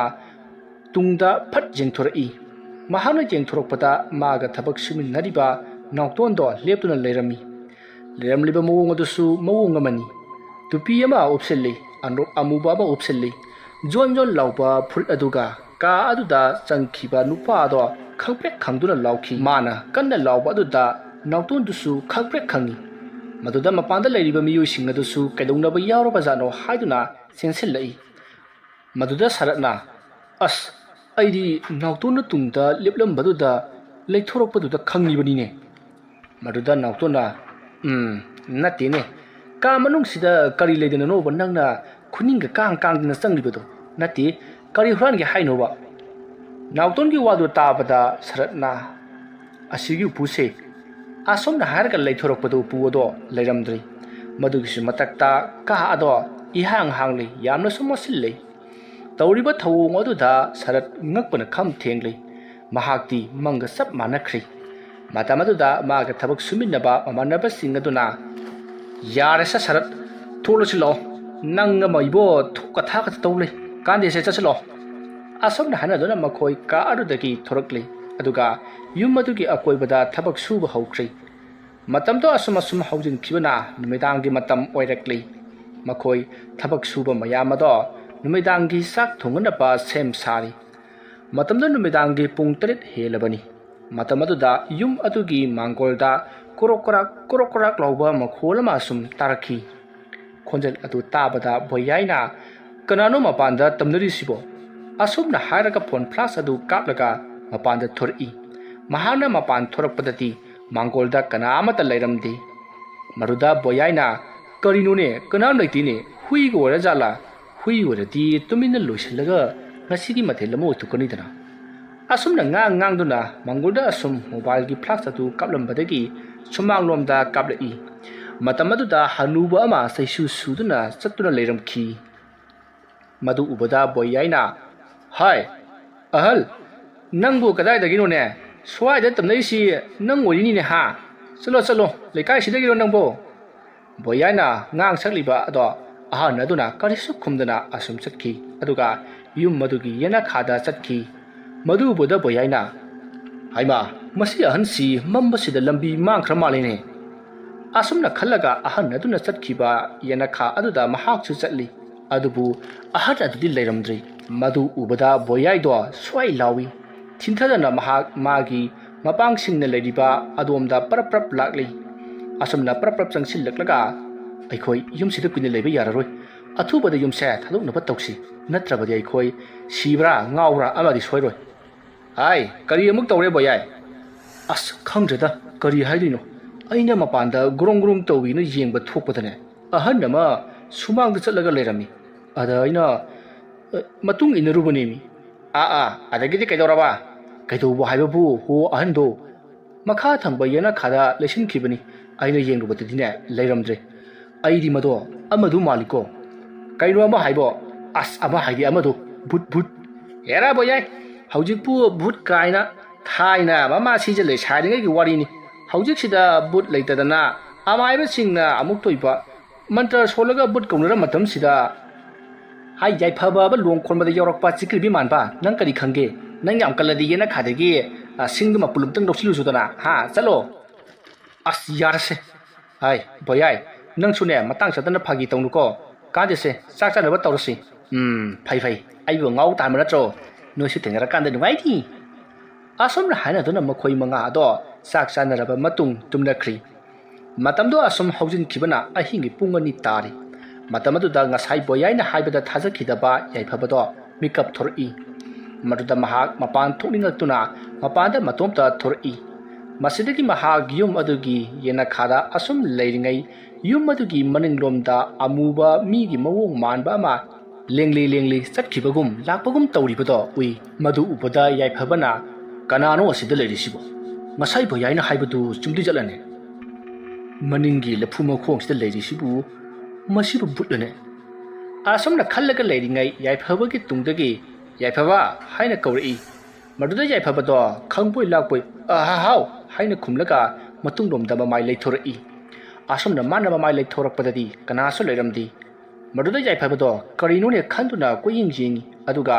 ꯉꯁꯥꯏ ꯃꯥꯅ ꯎꯈꯤꯕ ꯃꯨꯔꯤ ꯇꯧꯕ ꯑꯗꯨꯗ ꯑꯃꯨꯛ ꯌꯦꯡꯂꯛꯄꯗꯗꯤ ꯑꯃꯨꯕꯗꯣ ꯂꯩꯔꯝꯗ꯭ꯔꯤ ꯃꯁꯤꯗꯒꯤ ꯌꯥꯏꯐꯕꯗꯨ ꯁꯤꯗꯤ ꯀꯔꯤꯅꯣꯝꯅꯤ ꯍꯥꯏꯅ ꯈꯟꯗꯨꯅ ꯏꯃꯨꯡꯂꯣꯝꯗ ꯆꯪꯅꯅꯕ ꯄꯔꯞ ꯂꯥꯛꯏ ꯑꯁꯨꯝꯅ ꯃꯍꯥꯛꯀ ꯂꯥꯛꯄꯗ ꯌꯨꯝ ꯑꯗꯨꯒꯤ ꯁꯨꯃꯥꯡ ꯃꯇꯣꯟꯂꯣꯝꯗ ꯁꯔꯠ ꯐꯣꯟ ꯋꯥꯔꯤ ꯁꯥꯗꯨꯅ ꯂꯩꯔꯤ ꯃꯗꯨ ꯎꯕꯗ ꯌꯥꯏꯐꯕꯅ ꯁꯔꯠ ꯅꯪꯗꯤ ꯍꯧꯖꯤꯛ ꯐꯥꯎꯕ ꯇꯨꯝꯗ꯭ꯔꯤꯕ꯭ꯔꯣ ꯑꯩꯉꯣꯟꯗ ꯀꯧꯔꯝꯃꯤꯗꯨ ꯅꯪꯂꯣ ꯍꯦꯔꯥ ꯌꯥꯏꯐꯕ ꯑꯁꯨꯛ ꯉꯜꯂꯤꯕꯁꯤꯕꯨ ꯇꯨꯝꯕ ꯆꯥꯕꯗ ꯐꯕ ꯑꯣꯏꯅ ꯇꯧꯔꯗꯅ ꯇꯨꯝꯕꯅ ꯉꯜꯂꯤꯕ ꯌꯥꯍꯧꯅ ꯊꯦꯡꯂꯤꯕ 이보 미나이라 시원에 떠오르다나 낭나마 야래 사례 이붕어 깨나 허로 짱자레이 아숨나 야이파바도 ngang 아숨 짱이 아두부 마하나 짱락바다디 사라티 농아이나 ตุ้ꯝ드런 레이람리 마두 우바다 야이파바디 뽕강이 마두다 야이파바나 마기 폰나도 럭톡라가 뿡지니 마두다 아이힝기 뿡가니 따람리 마두나 아무케 해나 ꯉꯛꯂꯤ 아숨나 ꯉꯛ나 레이링아이 윰마디기 통어도 ꯀꯅꯥꯒꯨꯝꯕ ꯑꯃꯅ ꯍꯥꯡꯗꯣꯔꯛꯄꯒꯤ ꯃꯈꯣꯜ ꯇꯥꯔꯛꯏ ꯃꯗꯨꯗ ꯌꯥꯏꯐꯕꯗꯨ ꯀꯤꯔꯛꯂꯗꯨꯅ ꯂꯩꯔꯝꯂꯤꯕ ꯃꯈꯣꯏ ꯃꯌꯥꯝ ꯑꯗꯣ ꯌꯥꯏꯐꯕꯅ ꯎꯔꯥꯎ ꯊꯔꯥꯎ ꯂꯥꯎꯗꯨꯅ ꯍꯧꯗꯣꯛꯂꯤ ꯑꯗꯨꯝꯅ ꯍꯧꯗꯣꯛꯄ ꯑꯗꯨꯗ ꯃꯌꯥꯝ ꯑꯗꯣ ꯏꯄꯥ ꯄꯥꯈꯠꯅ ꯍꯧꯒꯠꯅꯔꯛꯂꯤ ꯃꯗꯨꯗ ꯕꯣꯌꯥꯏꯅ ꯌꯥꯏꯐꯕ ꯀꯩꯗꯧꯔꯒꯦ ꯑꯃꯨꯛ ꯍꯥ ꯅꯪꯁꯨ ꯎꯔꯕꯣ ꯑꯁꯨꯝꯅ ꯍꯥꯏꯔꯛꯄꯗ ꯌꯥꯏꯐꯕꯅ ꯎꯔꯦ ꯃꯨꯁꯤꯟꯃꯨꯏ ꯑꯗꯨꯒꯅꯦ ꯑꯃꯅ ꯁꯔꯠ ꯃꯥꯜꯂꯤ ꯋꯥꯗꯨ ꯇꯥꯕꯗ ꯁꯔꯠꯅ ꯍꯦꯔ ꯌꯥꯏꯐꯕ ꯑꯃꯗꯤ ꯑꯩ ꯃꯥꯜꯂꯤ ꯀꯥꯏꯗꯅ ꯈꯨꯠꯆꯦꯞꯁꯤꯅ ꯌꯥꯟꯁꯤꯜꯂꯛꯇꯅ ꯑꯁ ꯁꯔꯠ ꯑꯁꯦꯡꯕꯅꯤꯃꯤ ꯑꯩꯅ ꯃꯄꯥꯟ ꯊꯣꯛꯄ ꯂꯣꯏꯔꯒ ꯏꯃꯨꯡ ꯆꯪꯂꯛꯄꯗ ꯅꯪꯁꯦ ꯁꯨꯃꯥꯡꯗ ꯐꯣꯟ ꯋꯥꯔꯤ ꯁꯥꯔꯒ ꯂꯩꯔꯝꯃꯤꯅꯤ ꯑꯗꯨꯒ ꯑꯩꯅ ꯏꯃꯨꯡ ꯆꯪꯂꯛꯄꯗꯗꯤ ꯅꯪꯁꯦ ꯅꯥꯀꯣꯛꯑꯒ ꯂꯩꯔꯝꯃꯤ ꯑꯁꯨꯝꯅ ꯋꯥꯔꯤ ꯁꯥꯟꯅꯔꯤꯉꯩ ꯃꯈꯣꯏ ꯃꯌꯥꯝꯒꯤ ꯑꯣꯖꯥ ꯑꯣꯏꯔꯤꯕ ꯑꯍꯟꯁꯨ ꯑꯣꯏꯔꯕ ꯕꯤꯅꯣꯏꯅ ꯃꯌꯥꯝꯗ ꯍꯥꯏꯔꯛꯏ ꯉꯥꯏꯈꯣ ꯉꯥꯏꯈꯣ ꯑꯉꯥꯡꯁꯥ ꯅꯈꯣꯏꯅ ꯍꯥꯏꯁꯨ ꯍꯥꯏꯕꯅꯤ ꯌꯨꯝꯁꯤ ꯀꯔꯤꯅꯣ ꯃꯩꯇꯧ ꯇꯧꯏ ꯌꯨꯝꯁꯥꯔꯣꯟ ꯀꯥꯏꯕꯅꯔꯥ ꯅꯠꯇ꯭ꯔꯒ ꯂꯥꯏꯔꯝ ꯁꯣꯛꯄꯅꯔꯥ ꯑꯃꯗꯤ ꯇꯧꯔꯦ ꯑꯗꯨꯅ ꯑꯩꯈꯣꯏ ꯌꯨꯝꯁꯤ ꯍꯌꯦꯡꯃꯛ ꯁꯦꯡꯗꯣꯛꯅꯅꯕ ꯁꯤꯗꯣꯛꯅꯅꯕ ꯇꯧꯁꯤ ꯑꯗꯨꯒ ꯍꯌꯦꯡꯃꯛ ꯑꯗꯨꯃꯛ ꯌꯨꯝ ꯑꯁꯤ ꯊꯥꯗꯣꯛꯂꯝꯂꯒ ꯍꯟꯅꯅꯕ ꯇꯧꯁꯤꯀꯣ ꯑꯣꯖꯥ ꯀꯔꯤꯅꯣ ꯍꯥꯏꯔꯤꯕꯁꯤꯕꯣ ꯑꯁꯨꯛ ꯆꯥꯎꯈ꯭ꯔꯕ ꯌꯨꯝꯖꯥꯎ ꯀꯥ 6ꯀꯤ ꯑꯁꯤꯕꯨ ꯅꯣꯡꯃꯗ ꯄꯨꯟꯅ ꯀꯃꯥꯏꯅ ꯁꯤꯒꯗꯧꯔꯤꯕꯅꯣ ꯑꯩ ꯅꯥꯎꯇꯣꯟ ꯎꯄꯥꯏ ꯑꯃ ꯅꯠꯇ꯭ꯔꯒ ꯎꯄꯥꯏ ꯑꯃ ꯇꯧꯗꯨꯅ ꯉꯝꯅꯅꯕ ꯁꯤꯕ ꯇꯥꯕꯅꯤ ꯑꯩꯈꯣꯏ ꯁꯦꯟꯁꯨ ꯐꯪꯅꯅꯕ ꯇꯧꯁꯤ ꯊꯕꯛꯁꯨ ꯂꯣꯏꯅꯅꯕ ꯇꯧꯁꯤ ꯑꯩꯈꯣꯏ ꯌꯨꯝ ꯑꯁꯤꯒꯤ ꯌꯦꯅꯈꯥ ꯂꯨꯈꯥ ꯁꯦꯝꯕꯗꯨ ꯃꯗꯨꯃꯗꯤ ꯇꯣꯛꯂꯁꯤ ꯌꯨꯝ ꯁꯤꯗꯕꯗ ꯑꯣꯏꯅ ꯃꯥꯏ ꯑꯣꯟꯁꯤꯟꯒꯗꯕꯅꯤꯀꯣ ꯐꯔꯦ ꯑꯣꯖꯥ ꯑꯗꯨꯗꯤ ꯑꯩꯈꯣꯏ ꯈꯔ ꯉꯟꯅ ꯍꯧꯒꯠꯅꯔꯒ ꯊꯕꯛꯁꯦ ꯇꯧꯕꯅ ꯐꯅꯤ ꯑꯁꯨꯝꯅ ꯍꯥꯏꯅꯔꯒ ꯃꯈꯣꯏ ꯑꯃꯨꯛ ꯇꯨꯝꯅꯅꯕ ꯁꯦꯝ ꯁꯥꯔꯤ ꯃꯇꯝ ꯑꯗꯨꯗ ꯌꯨꯝ ꯑꯗꯨꯒꯤ ꯃꯅꯤꯡꯂꯣꯝꯗ ꯎ ꯌꯥꯟꯕꯒꯤ ꯑꯍꯧꯕ ꯃꯈꯣꯜ ꯑꯃ ꯇꯥꯔꯛꯈꯤ ꯈꯣꯟꯖꯦꯜ ꯑꯗꯨ ꯌꯨꯝ ꯑꯗꯨꯕꯨ ꯁꯤꯕ ꯂꯥꯛꯂꯤꯕ ꯃꯈꯣꯏ 5 ꯄꯨꯟꯅ ꯇꯥꯔꯝꯃꯤ ꯃꯗꯨꯗ ꯃꯈꯣꯏ ꯑꯃꯅ ꯑꯃꯗ ꯌꯦꯡꯅꯩ ꯋꯥꯗꯤ ꯑꯃꯠꯇ ꯍꯥꯏꯅꯗꯦ ꯃꯇꯝ ꯑꯗꯨꯗ ꯎ ꯑꯗꯣ ꯌꯥꯟꯕ ꯂꯣꯏꯗꯨꯅ ꯇꯦꯛꯄꯒꯤ ꯑꯍꯧꯕ ꯃꯈꯣꯜ ꯑꯃꯃꯨꯛ ꯇꯥꯔꯛꯏ ꯃꯇꯝ ꯑꯗꯨꯗ ꯁꯔꯠꯅ ꯀꯔꯤ ꯈꯨꯠꯂꯥꯏꯅꯕꯨ ꯌꯥꯟꯕꯅꯣ ꯑꯣꯟꯊꯣꯛꯅ ꯊꯨꯅ ꯇꯨꯞꯄꯤꯔꯥ ꯑꯁꯨꯝꯅ ꯍꯥꯏꯔꯛꯄꯗ ꯃꯌꯥꯝꯗꯣ ꯀꯤꯔꯨꯛ ꯀꯤꯔꯨꯛ ꯅꯣꯛꯅꯔꯤ ꯑꯁꯨꯝꯅ ꯂꯩꯔꯤꯉꯩ ꯌꯨꯝ ꯑꯗꯨꯒꯤ ꯃꯃꯥꯡ ꯊꯣꯡ ꯑꯗꯣ ꯒꯦ ꯂꯥꯎꯅ ꯍꯥꯡꯇꯣꯔꯛꯏ ꯃꯗꯨꯗ ꯂꯩꯔꯤꯕ ꯃꯈꯣꯏ 5 ꯑꯗꯣ ꯌꯨꯝ ꯑꯗꯨꯒꯤ ꯃꯃꯥꯡ ꯊꯣꯡꯂꯣꯝꯗ ꯌꯦꯡꯅꯔꯛꯏ ꯑꯁꯨꯝꯅ ꯃꯈꯣꯏ 5ꯅ ꯍꯧꯒꯠꯂꯛꯂꯒ ꯃꯃꯥꯡ ꯊꯣꯡ ꯑꯗꯨꯗ ꯀꯅꯥ ꯀꯅꯥ ꯆꯪꯂꯛꯄꯅꯣ ꯍꯥꯏꯅ ꯌꯦꯡꯂꯛꯄ ꯑꯗꯨꯗꯗꯤ ꯀꯅꯥꯃꯠꯇꯗꯤ ꯆꯪꯂꯛꯇꯦ ꯃꯗꯨꯗ ꯅꯥꯎꯇꯣꯟꯅ ꯑꯁ ꯕꯨꯠꯅ ꯇꯝꯅꯔꯛꯄ ꯑꯣꯏꯔꯝꯒꯅꯤꯕ ꯇꯨꯝꯃꯁꯤ ꯀꯥꯟꯗꯦꯁꯦ ꯑꯁꯨꯝꯅ ꯍꯥꯏꯔꯒ ꯃꯍꯥꯛꯇꯤ ꯇꯨꯝꯐꯝ ꯀꯥꯗ ꯆꯪꯗꯨꯅ ꯇꯨꯝꯈ꯭ꯔꯤ ꯃꯁꯤꯗꯒꯤ ꯃꯌꯥꯝꯁꯨ ꯇꯨꯝꯅꯔꯁꯤ ꯍꯥꯏꯅꯗꯨꯅ ꯃꯊꯪ ꯃꯊꯪ ꯇꯨꯝꯅꯈ꯭ꯔꯤ ꯃꯇꯝꯗꯨ ꯍꯧꯈ꯭ꯔꯤ ꯅꯣꯡꯁꯨ ꯉꯥꯟꯐꯨꯡ ꯇꯧꯔꯛꯂꯤ ꯃꯇꯝ ꯑꯗꯨꯗ ꯃꯈꯣꯏ 5 ꯑꯗꯣ ꯃꯊꯪ ꯃꯊꯪ ꯍꯧꯒꯠꯅꯔꯛꯇꯨꯅ ꯌꯨꯝ ꯑꯗꯣ ꯁꯤꯗꯕ ꯍꯧꯔꯛꯏ ꯑꯁꯨꯝꯅ ꯁꯤꯗꯕ ꯍꯧꯔꯛꯄꯗ ꯏꯊꯥ ꯊꯥꯖꯗꯅ ꯑꯀꯟꯕ ꯅꯣꯡ ꯆꯨꯔꯛꯈꯤ ꯅꯣꯡ ꯆꯨꯕꯅ ꯃꯔꯝ ꯑꯣꯏꯔꯒ ꯃꯈꯣꯏ ꯊꯕꯛ ꯂꯦꯞꯄ ꯇꯥꯈꯤ ꯃꯔꯝ ꯑꯗꯨꯅ ꯃꯈꯣꯏ 5 इमुंग अदुदा चंगदुना नोंग हांगबा ngaikhi adubu nong adudi suhang hangkhiri asumna matamado asum haukibana nungthilgi matam orakli asumna nungthilgi matam orakla sifawba nong ado hangkhiri masidagi makhoi manga ado nong churabanina thabak suba yare maram aduna makhoi yum manungda oina losinba yaba makai losinki asumna asum pochai khara losinlakpada boyaina phi amubana yompa karino mayoma ma thengnari madugi mayom adu ubada boyaina kaino sidi haiduna hangdoi asumna hangdoktuna yengbada thang suri ama phi angouba banjunaba ama amadi kari manano khangdaba akangba una kharaga yauduna leiramkhi maduda boyaina as airi sana lupaga malore asumna hairaga langthokri aduga thang suri adudi sijinaba yani haiduna mahagna paisinkhri asumna leiringe sharato changlai aduga boyai nangde duda kari thiriba ha asomda sak sa na ba kuthi thiri nangama lao lao hai ngai khone sharat si yungse sigi thangse phi amana yomlami ada idi sana lupa wera male dana hangdokpada suri wera mai wani da nangama yara salao asum na ngang to na makhoi ani asum lakpana mayamna leiriba sak sa phamadu da yorokle matamadu da binoina ibungo boyai nang na pari dubuna karino ne asum na hairakpada mayamado boyai da loina jingli maruda mayamsu ingangangna yingi maruda boyaina mana pairakhiba thang suri aduda yengmadadi machin tumba wachet ama wairamle madu ubada boyaina kaino sidi haiduna phatlang thui maruda saratna kaino toribasibo ngasaidi wachet si thang suri oikhibani ne asum na hainarakpada mayamna farase aikhoi ngasi mag yumse thadoklamlaga chanana tausi natrabadina aikhoi ne soiduna ne khudong thiba nalani yumsida ne aroi bu oibe soide ꯑꯁꯨꯝꯅ ꯃꯈꯣꯏ ꯋꯥꯔꯤ ꯁꯥꯟꯅꯗꯨꯅ ꯆꯥꯛ ꯆꯥꯃꯤꯟꯅꯔꯤ ꯃꯁꯤꯗꯒꯤ ꯃꯈꯣꯏ ꯆꯥꯛꯆꯥ ꯇꯣꯛꯂꯗꯨꯅ ꯃꯈꯣꯏ ꯉꯥꯏꯍꯥꯛ ꯐꯝꯅꯔꯤ ꯃꯇꯝ ꯑꯗꯨꯗ ꯃꯈꯣꯏ ꯃꯌꯥꯝꯒꯤ ꯂꯤꯗꯔ ꯑꯣꯏꯔꯤꯕ ꯕꯤꯅꯣꯏꯅ ꯐꯣꯟ ꯂꯧꯊꯣꯛꯇꯨꯅ ꯌꯨꯝ ꯑꯁꯤꯕꯨ ꯂꯩꯔꯤꯕ ꯁꯤꯗꯣꯛꯅꯅꯕ ꯍꯥꯏꯔꯛꯈꯤꯕ ꯑꯣꯍꯦꯟꯗ ꯐꯣꯟ ꯇꯧꯈꯤ ꯑꯗꯨꯒ ꯌꯨꯝ ꯑꯁꯤ ꯑꯩꯈꯣꯏꯅ ꯁꯤꯗꯕ ꯉꯝꯂꯔꯣꯏ ꯌꯨꯝ ꯑꯁꯤ ꯌꯥꯝꯅ ꯇꯝꯅꯩ ꯍꯥꯏꯗꯨꯅ ꯃꯣꯍꯦꯟꯗ ꯍꯥꯏꯈꯤ ꯋꯥꯐꯝ ꯑꯗꯨ ꯇꯥꯕꯗ ꯃꯣꯍꯦꯟꯅ ꯍꯧꯖꯤꯛꯀꯤ ꯃꯇꯝꯗ ꯀꯗꯥꯏꯗꯒꯤ ꯂꯥꯏꯅꯣ ꯅꯈꯣꯏ ꯃꯉꯥ ꯁꯨꯔꯤꯕꯗꯨꯕꯨ ꯑꯗꯨ ꯌꯥꯝꯅ ꯀꯤꯔꯤꯕ ꯀꯔꯤꯒꯤꯅꯣ ꯍꯥꯏꯅ ꯆꯩꯔꯛꯏ ꯑꯗꯨꯒ ꯑꯩ ꯍꯣꯔꯦꯟ ꯂꯥꯛꯂꯒꯦ ꯍꯥꯏꯔꯒ ꯐꯣꯟ ꯑꯗꯨ ꯊꯝꯈꯤ ꯃꯣꯍꯦꯟꯅ ꯍꯥꯏꯔꯛꯄ ꯋꯥ ꯑꯗꯨ ꯂꯩꯔꯤꯕ ꯃꯌꯥꯝ ꯑꯗꯨꯅꯁꯨ ꯇꯥꯔꯤꯕꯅꯤ ꯋꯥꯗꯨ ꯇꯥꯕꯗ ꯃꯈꯣꯏ ꯀꯔꯤ ꯇꯧꯒꯗꯕꯅꯣ ꯈꯟꯅꯔꯤ ꯃꯗꯨꯗ ꯕꯤꯅꯣꯏꯅ ꯑꯉꯥꯡꯁꯥ ꯍꯥꯏꯒꯨꯝꯗꯅ ꯑꯩꯈꯣꯏ ꯃꯉꯥ ꯁꯨꯔꯤꯕꯁꯤꯕꯨ ꯀꯔꯤꯒꯤ ꯀꯤꯒꯗꯧꯔꯤꯕꯅꯣ ꯍꯣꯔꯦꯟ ꯃꯣꯍꯦꯟ ꯂꯥꯛꯀꯅꯤꯁꯨ ꯍꯥꯏꯔꯤ ꯑꯗꯨꯅ ꯃꯥ ꯂꯥꯛꯂꯒ ꯀꯔꯤꯅꯣ ꯈꯟꯅꯔꯁꯤ ꯑꯁꯨꯝꯅ ꯍꯥꯏꯅꯔꯕ ꯃꯇꯨꯡ ꯌꯨꯝꯒꯤ ꯄꯣꯠ ꯆꯩ ꯈꯔ ꯂꯣꯏꯁꯤꯜꯂꯤ ꯃꯁꯤꯒꯤ ꯃꯇꯨꯡ ꯅꯨꯃꯤꯗꯥꯡ ꯋꯥꯏꯔꯝꯗ ꯃꯣꯍꯦꯟꯗꯣ ꯂꯥꯛꯂꯤ ꯃꯗꯨꯗ ꯕꯤꯅꯣꯏꯅ ꯊꯣꯛꯈ꯭ꯔꯤꯕ ꯄꯨꯝꯕ ꯃꯣꯍꯦꯟꯗ ꯍꯥꯏꯔꯤ ꯑꯗꯨꯕꯨ ꯋꯥꯐꯝ ꯑꯗꯣ ꯃꯣꯍꯦꯟꯅ ꯊꯣꯏꯅ ꯂꯧꯈꯤꯗꯦ ꯑꯗꯨꯕꯨ ꯂꯩꯔꯤꯕ ꯃꯌꯥꯝꯅꯗꯤ ꯌꯨꯝ ꯑꯁꯤ ꯇꯝꯅꯩ ꯑꯗꯨꯅ ꯃꯈꯥ ꯇꯥꯅ ꯂꯩꯕ ꯉꯝꯂꯔꯣꯏ ꯑꯃꯗꯤ ꯊꯕꯛ ꯁꯨꯕ ꯉꯝꯂꯔꯣই ꯍꯥꯏꯅ ꯀꯟꯅ ꯍꯥꯏꯔꯤ ꯃꯗꯨꯗ ꯃꯣꯍꯦꯟꯅ ꯑꯗꯨ ꯑꯣꯏꯔꯕꯗꯤ ꯉꯁꯤ ꯊꯕꯛ ꯂꯣꯏꯁꯤꯟꯕ ꯌꯥꯗꯕ꯭ꯔꯥ ꯍꯥꯏꯅ ꯆꯩꯔꯤ ꯑꯗꯨꯕꯨ ꯃꯌꯥꯝꯅ ꯉꯁꯤ ꯅꯣꯡ ꯆꯨꯕꯒꯤ ꯁꯨꯗꯕꯅꯤ ꯍꯥꯏꯅ ꯈꯨꯝꯈꯤ ꯃꯗꯨꯗ ꯃꯣꯍꯦꯟꯅ ꯀꯗꯥꯏꯗ ꯉꯁꯤꯒꯤ ꯅꯣꯡ ꯆꯨꯔꯤꯕ ꯅꯆꯤꯟ ꯊꯤꯕ ꯑꯣꯏꯗꯕ ꯉꯥꯡꯒꯅꯨ ꯍꯥꯏꯅ ꯆꯩꯔꯛꯂꯤ ꯃꯗꯨꯗ ꯕꯤꯅꯣꯏꯗꯨ ꯆꯤꯡꯅꯕ ꯑꯃꯒ ꯂꯣꯏꯅꯅ ꯃꯄꯥꯟ ꯊꯣꯛꯇꯨꯅ ꯌꯦꯡꯂꯨꯕꯗ ꯅꯣꯡ ꯆꯨꯈꯤꯕꯒꯤ ꯃꯃꯤ ꯑꯃꯠꯇ ꯇꯥꯔꯝꯗꯦ ꯁꯨꯃꯥꯡꯁꯨ ꯆꯣꯠꯂꯝꯗ꯭ꯔꯦ ꯇꯧꯔꯤꯕ ꯃꯇꯧ ꯑꯗꯨꯗ ꯃꯌꯥꯝꯗꯣ ꯄꯨꯡꯉꯛ ꯉꯛꯂꯤ ꯃꯗꯨꯗ ꯕꯤꯅꯣꯏꯅ ꯏꯕꯨꯡꯉꯣ ꯃꯣꯍꯦꯟ ꯅꯪꯅ ꯊꯥꯖꯕ ꯊꯥꯖꯗꯕ ꯑꯩꯈꯣꯏꯗ ꯃꯊꯧ ꯇꯥꯗꯦ ꯑꯗꯨꯅ ꯑꯩꯈꯣꯏꯗꯤ ꯌꯨꯝ ꯑꯁꯤꯗ ꯂꯩꯕ ꯉꯝꯂꯔꯣꯏ ꯑꯗꯨꯅ ꯌꯨꯝ ꯑꯁꯤ ꯊꯥꯗꯣꯛꯂꯒ ꯍꯧꯖꯤꯛꯃꯛ ꯆꯠꯂꯒꯅꯤ ꯑꯁꯨꯝꯅ ꯍꯥꯏꯔꯝꯂꯒ ꯃꯌꯥꯝ ꯑꯗꯣ ꯌꯨꯝꯗ ꯍꯟꯅꯅꯕ ꯄꯣꯠ ꯆꯩ ꯂꯣꯏꯁꯤꯟꯕ ꯍꯧꯔꯛꯂꯤ ꯃꯗꯨꯗ ꯃꯣꯍꯦꯟꯁꯨ ꯀꯔꯤꯁꯨ ꯍꯥꯏꯕ ꯉꯝꯗ ꯃꯈꯣꯏꯅ ꯆꯠꯈꯤꯕ ꯍꯥꯏꯕ ꯋꯥꯐꯝ ꯑꯁꯤꯗ ꯌꯥꯈꯤ ꯑꯁꯨꯝꯅ ꯃꯈꯣꯏ ꯌꯨꯝ ꯑꯗꯣ ꯊꯥꯗꯣꯛꯇꯨꯅ ꯆꯠꯅꯈꯤ ꯃꯁꯤꯒꯤ ꯃꯇꯨꯡ ꯅꯨꯃꯤꯠ ꯍꯨꯝꯅꯤ ꯃꯔꯤꯅꯤ ꯂꯩꯔꯒ ꯃꯣꯍꯦꯟꯅ ꯑꯃꯨꯛꯀꯁꯨ JCB ꯌꯥꯎꯅ ꯃꯈꯣꯏ ꯃꯤꯑꯣꯏ ꯈꯔ ꯂꯥꯛꯈꯤ ꯃꯗꯨꯗ ꯃꯣꯍꯦꯟꯁꯨ ꯌꯥꯎꯔꯛꯈꯤ ꯃꯈꯣꯏꯅ ꯌꯨꯝ ꯑꯗꯣ ꯍꯦꯛ ꯌꯧꯕꯒ ꯄꯟꯊꯗꯅ ꯊꯕꯛ ꯑꯗꯨꯝ ꯍꯧꯈꯤ ꯑꯁꯨꯝꯅ JCB ꯗ꯭राꯏꯚꯔ ꯑꯗꯨꯅ ꯌꯨꯝ ꯑꯗꯨꯒꯤ ꯐꯛꯂꯥꯡꯁꯤꯡ ꯊꯨꯒꯥꯏꯕ ꯍꯧꯔꯛꯄꯗ JCB ꯗ꯭राꯏꯚꯔ ꯑꯗꯣ ꯇꯨꯃꯤꯟꯅ ꯂꯩꯈ꯭ꯔꯦ ꯊꯕꯛ ꯁꯨꯕ ꯂꯦꯞꯈ꯭ꯔꯦ ꯃꯗꯨꯗ ꯃꯣꯍꯦꯟ ꯑꯃꯗꯤ ꯂꯩꯔꯤꯕ ꯊꯕꯛ ꯁꯨꯕ ꯃꯌꯥꯝ ꯑꯗꯨꯅ JCB ꯗ꯭राꯏꯚꯔ ꯑꯗꯨꯗ ꯌꯦꯡꯅꯔꯛꯈꯤ ꯃꯇꯝ ꯑꯗꯨꯗ ꯃꯣꯍꯦꯟꯅ JCB ꯗ꯭राꯏꯚꯔ ꯑꯗꯨꯗ ꯏꯕꯨꯡꯉꯣ JCB ꯗ꯭राꯏꯚꯔ ꯀꯔꯤ ꯇꯧꯔꯕꯒꯦ ꯍꯥꯏꯅ ꯍꯪꯂꯛꯏ ꯃꯗꯨꯗ JCB ꯗ꯭राꯏꯚꯔ ꯑꯗꯨꯅ ꯇꯥꯃꯣ ꯑꯍꯟ ꯑꯃ ꯂꯩꯕ ꯑꯁꯤꯗ ꯁꯣꯛꯑꯅꯤ ꯍꯥꯏꯗꯨꯅ ꯊꯕꯛ ꯂꯦꯞꯄꯤꯕꯅꯤ JCB ꯗ꯭राꯏꯚꯔ ꯑꯗꯨꯒꯤ ꯋꯥ ꯑꯗꯨ ꯇꯥꯕꯗ ꯂꯩꯔꯤꯕ ꯄꯣꯠ ꯍꯣꯟꯗꯣꯛ ꯍꯣꯟꯖꯤꯟ ꯇꯧꯔꯤꯕ ꯃꯌꯥꯝ ꯑꯗꯨ ꯌꯥꯎꯅ ꯃꯣꯍꯦꯟ ꯄꯨꯡꯉꯛ ꯉꯛꯏ ꯑꯗꯨꯒ ꯑꯀꯣꯏꯕ ꯑꯗꯨꯗ ꯀꯣꯏꯌꯦꯡ ꯌꯦꯡꯉꯤ ꯑꯗꯨꯕꯨ ꯀꯅꯥꯁꯨ ꯂꯩꯕꯗꯤ ꯎꯈꯤꯗꯦ ꯑꯁꯨꯝꯅ ꯂꯩꯔꯝꯕꯗꯒꯤ JCB ꯗ꯭राꯏꯚꯔ ꯑꯗꯣ कन्ना लौरई मदुदा मयामना येंथुनरकपददि जेसीबी ड्राइवर अदो मसा अदु थक थक निकलगा सारै हौबदौना तौरई अदुगा खप खप चोंगनमलगा ग्यान मांगदुना जेसीबी मथक अदुदगी ओंथरखी मदुदा मयाम सेंसिंदुना जेसीबी ड्राइवर अदुबु लाइकटनखी मासिदगी ग्यान लाक्तबदगी हॉस्पिटल दा पुरनबा सेम साखी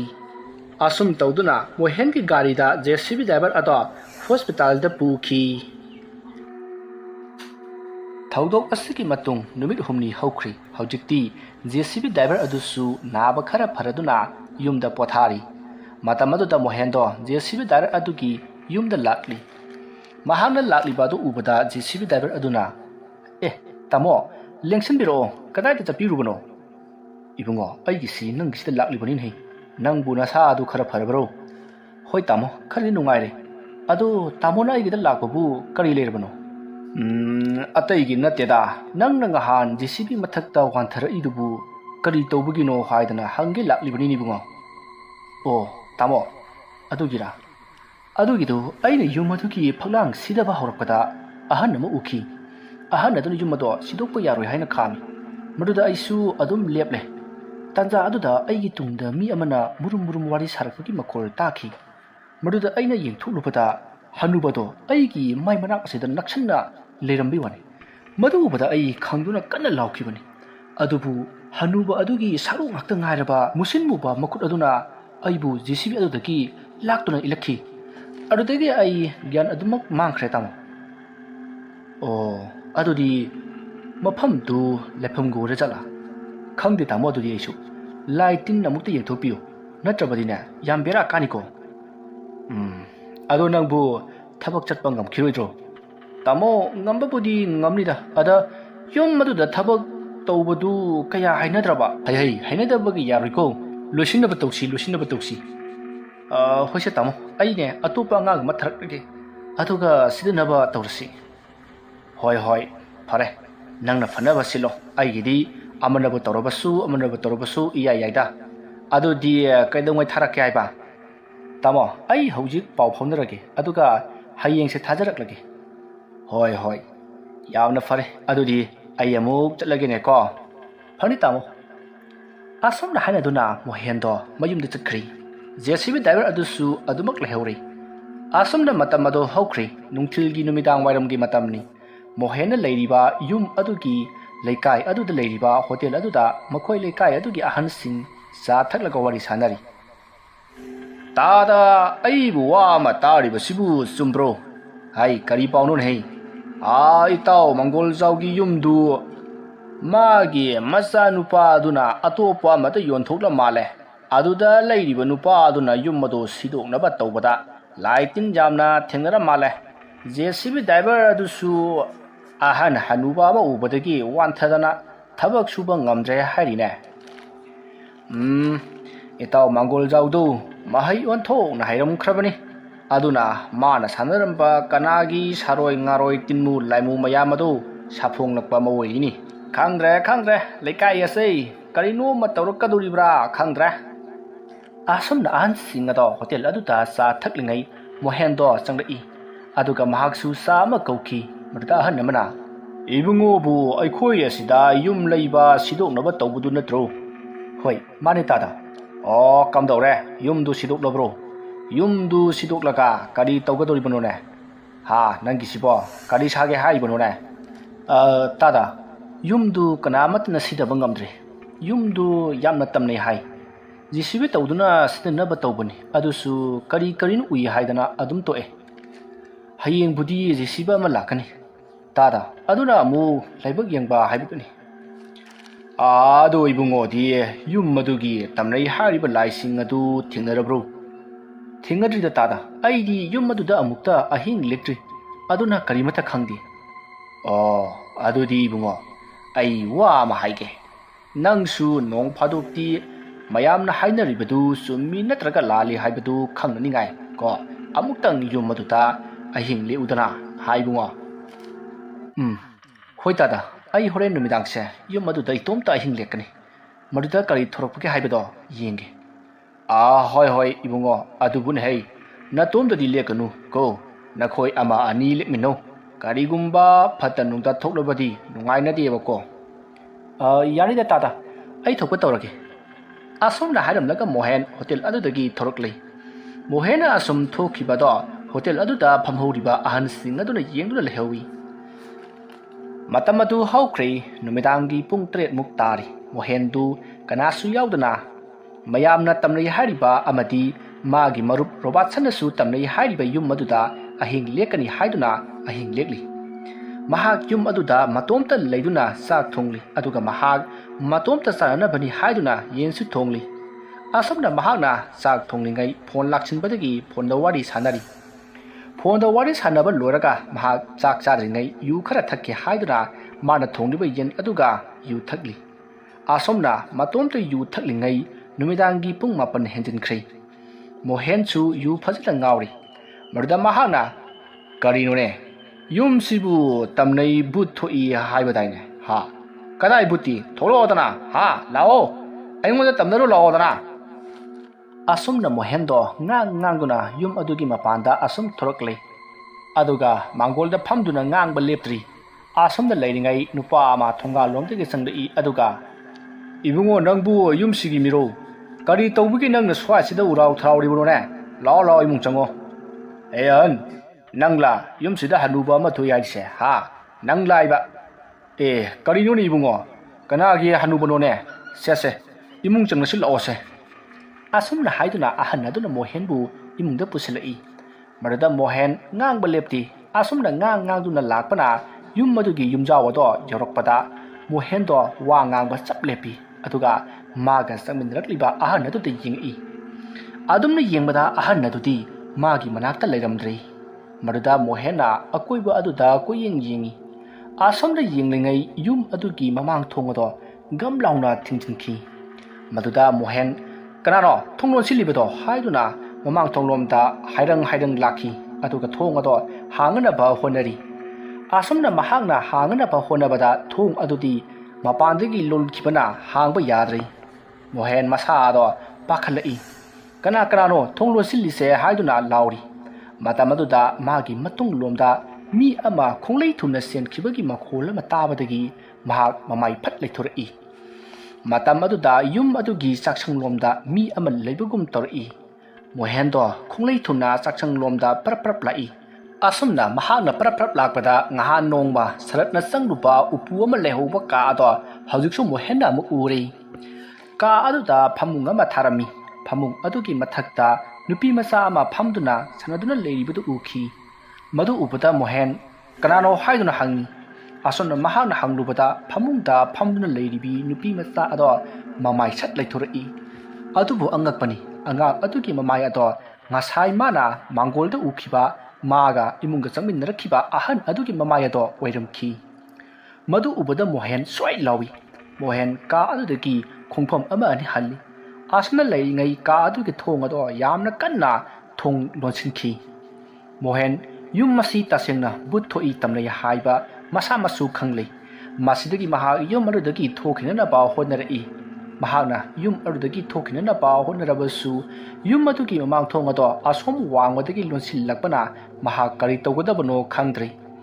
asumna leiringai yum adugi mapum khudi makta ahan amana ana loiduna nahibagi makhol tarai makhol adu tabada mohen kanano haiduna koilau lauki adubu kanasu paukum pirakhiri adubu nahebadi taki asomna nahebagi khonjalado asum tarambadagi tumina amuk laikhri matamadu da mohen su hoi mai amata haidana tumina lakhi asomna tumina leiringai yum adugi yumthakta dang lauba ahoba makhol mataki makhol adu tabada mohen kanna lauduna khangki adubu makhol ado asum gorong olaga laimai da bam launa taki mohen masa ado humangana pikangli maruda mohena kanano yum asida tamnariba se hayuna koilau lauki asumna laurabada tamnaramba tawriba singado tumin amuk laikhri mohen mathangna kari tawrakadabano khanbada mahak kuying yingi asumna yengduna leiringai yamna kanba nungsit ama yum aduda silakhi maruda yum aduda thaliba candle singado loina mutkhri maduna yum ado pummam mamle maruda mohenna magi phone flash ado kaptuna kuying yingi mamli tauba yum adugi sakchangdagi migi mawong manba musin muba ama tapna thori yum ado mohena candle thanbanina yamna thoina ngandrabasu khara khati ngalambani adubu haujikti loina mutkhrabanina mana thaliba flash adugi mangal natana karimata ngandrei maduda mohena uriba sakchangdagi thorakiba migi mawong manba aduda karino asibo haiduna munna yengduna leiri matamaduda mana uriba amuba migi mawong manba ado mohen ke manakta asum changchilakle mohen madu ubada kibada masa ado thak nikli kari tawgadabano khangdri matamaduda magi phone ado battery low takhibadagi flash adu sumutkhri maramaduna yum ado haujikti thasigi ahingda mit usinbaga sap manari pummamle kanamata udri mohen magi flash mutkibadu dadi kanna laukhi adubu mahana lauriba do yamna pikna makhol thoki maruda mohena thong aduda tong thinduna kana leibage ayu amukta kanbiu haidna lauri adumna lauri ngai magi makhongda kanagumba amana pai maruda mohena kanano haidna makhong ado phrang kawi adumna tawbutagidi haujikti makhongda pairamba do tokhre maruda mohenna khonjau thaduna lauri asomna mahakna kanna laurubadagidi magi makhwangda kanagumba amana kanna kolaga khangching singki adumna singbada mohendo opsinduna turi adubu makhutna amaba marak aduda ngaki adubu khutpham chahaudaramna ra khangdrei makhut khujeng adu tiekle matam aduda mohen chaina aduna yamna kanna laukhi asumna lauduna leiringai magi makokta karino ing lauba mahi ama tapna tarai maduda mohenna manam namduna yengbada yamna namthiba pumnam gumba manamki ꯃꯗꯨꯗ ꯃꯣꯍꯦꯟꯗꯣ ꯃꯥꯗꯨꯅ ꯃꯥꯅ ꯉꯁꯥꯏ ꯆꯥꯈꯤꯕ ꯆꯥꯛꯁꯪ ꯑꯗꯨꯗ ꯂꯥꯛꯅꯅꯕ ꯍꯣꯠꯅꯔꯤ ꯃꯁꯤꯒꯤ ꯃꯔꯝꯗꯤ ꯆꯥꯛꯁꯪꯗ ꯂꯩꯍꯧꯔꯤꯕ ꯃꯥꯒꯤ ꯕꯦꯒ ꯑꯗꯨꯗ ꯇꯣꯔꯆ ꯂꯥꯏꯠ ꯌꯥꯍꯧꯔꯤꯕꯅꯤ ꯍꯥꯏꯔꯤꯕ ꯇꯣꯔꯆ ꯂꯥꯏꯠ ꯑꯗꯣ ꯂꯧꯅꯕꯒꯤꯗꯃꯛ ꯃꯍꯥꯛ ꯆꯥꯛꯁꯪ ꯌꯧꯅꯕ ꯌꯥꯝꯅ ꯋꯥꯅ ꯂꯥꯛꯂꯤ ꯃꯈꯨꯠ ꯇꯦꯛꯄꯒꯤ ꯆꯩꯅꯥ ꯑꯗꯨꯅꯁꯨ ꯃꯍꯥꯛ ꯌꯥꯝꯅ ꯋꯥꯕ ꯍꯥꯏꯕꯗꯣ ꯑꯣꯏꯔꯤ ꯑꯁꯨꯝꯅ ꯃꯍꯥꯛꯅ ꯃꯥꯗꯨꯅ ꯑꯁꯨꯝ ꯂꯥꯛꯄꯅ ꯎꯆꯤꯟ ꯅꯥꯆꯤꯟ ꯆꯥꯛꯁꯪ ꯑꯗꯨ ꯌꯧꯔꯛꯂꯤ ꯃꯗꯨꯗ ꯃꯣꯍꯦꯟꯅ ꯃꯥꯒꯤ ꯈꯥꯎ ꯑꯗꯣ ꯃꯥꯗꯨꯅ ꯃꯈꯨꯠ ꯅꯥꯝꯃꯅ ꯌꯥꯝꯅ ꯋꯥꯅ ꯈꯥꯎ ꯑꯗꯨꯒꯤ ꯆꯦꯟꯒꯤ ꯊꯣꯡ ꯑꯗꯣ ꯍꯥꯡꯗꯣꯛꯏ ꯑꯗꯨꯒ ꯀꯣꯏꯃꯥ ꯃꯥꯔꯛꯏ ꯃꯍꯥꯛꯅ ꯑꯁꯨꯝꯅ ꯃꯥꯕꯗ ꯀꯔꯤꯅꯣ ꯈꯪꯗꯕ ꯏꯪ ꯂꯥꯎꯕ ꯆꯣꯠ ꯆꯣꯠꯁꯨ ꯂꯥꯎꯕ ꯑꯃꯗꯤ ꯃꯤꯒꯤ ꯃꯀꯣꯛꯁꯨ ꯃꯥꯟꯕ ꯀꯤꯔꯕ ꯀꯌꯥ ꯊꯦꯡꯅꯈꯤ ꯃꯃꯩꯊꯪꯗ ꯃꯍꯥꯛꯅ ꯇꯣꯔꯆ ꯂꯥꯏꯠ ꯑꯗꯣ ꯊꯦꯡꯅꯗꯨꯅ ꯀꯥꯞꯈꯤ ꯑꯁꯨꯝꯅ ꯃꯍꯥꯛꯅ ꯀꯥꯞꯄꯗ ꯈꯥꯎ ꯑꯗꯣ ꯀꯔꯤꯁꯨ ꯇꯧꯔꯝꯗꯦ ꯃꯥꯅ ꯍꯥꯞꯈꯤꯕ ꯄꯣꯠ ꯆꯩ ꯑꯗꯨ ꯅꯠꯇꯅ ꯀꯔꯤꯃꯠꯇ ꯑꯍꯦꯟꯕ ꯌꯥꯎꯔꯝꯗꯦ ꯃꯣꯍꯦꯟ ꯑꯁꯨꯝ ꯐꯝꯗꯨꯅ ꯇꯣꯔꯆ ꯂꯥꯏꯠ ꯑꯗꯨ ꯀꯥꯞꯇꯨꯅ ꯂꯩꯔꯤꯉꯩ ꯌꯨꯝ ꯑꯗꯨꯒꯤ ꯃꯅꯤꯡ ꯊꯣꯡ ꯑꯗꯣ ꯍꯥꯡꯗꯨꯅ ꯂꯩꯔꯤꯕꯗꯨ ꯎꯔꯤ ꯃꯗꯨ ꯎꯕꯗ ꯃꯣꯍꯦꯟ ꯌꯥꯝꯅ ꯍꯔꯥꯎꯅ ꯃꯅꯤꯡ ꯊꯣꯡ ꯑꯗꯨꯗꯒꯤ ꯊꯣꯛꯈ꯭ꯔꯒꯦ ꯍꯥꯏꯅ ꯈꯟꯗꯨꯅ ꯍꯧꯒꯠꯂꯛꯏ ꯇꯥꯟꯖꯥ ꯑꯗꯨꯗ ꯃꯥꯒꯤ ꯐꯣꯟ ꯑꯗꯣ ꯔꯤꯡ ꯂꯥꯛꯈꯤ ꯃꯗꯨꯗ ꯃꯣꯍꯦꯟꯅ ꯈꯟꯊꯕ ꯇꯧꯗꯨꯅ ꯇꯣꯔꯆ ꯂꯥꯏꯠ ꯑꯗꯨ ꯀꯥꯞꯇꯨꯅ ꯐꯣꯟ ꯔꯤꯡ ꯈꯤꯡꯂꯤꯕ ꯃꯐꯝ ꯑꯗꯨ ꯇꯝꯅ ꯂꯥꯛꯂꯤ ꯃꯍꯥꯛꯅ ꯂꯥꯛꯄꯗ ꯌꯨꯝ ꯑꯗꯨꯒꯤ ꯃꯃꯥꯡ ꯊꯣꯡ ꯑꯗꯨꯗ ꯃꯥꯒꯤ ꯐꯣꯟ ꯑꯗꯣ ꯇꯥꯗꯨꯅ ꯂꯩꯔꯝꯂꯤ ꯃꯍꯥꯛꯅ ꯃꯐꯝ ꯑꯗꯨ ꯌꯧꯔꯛꯄꯗꯗꯤ ꯐꯣꯟ ꯑꯗꯣ ꯔꯤꯡ ꯈꯤꯡꯂꯝꯗ꯭ꯔꯤ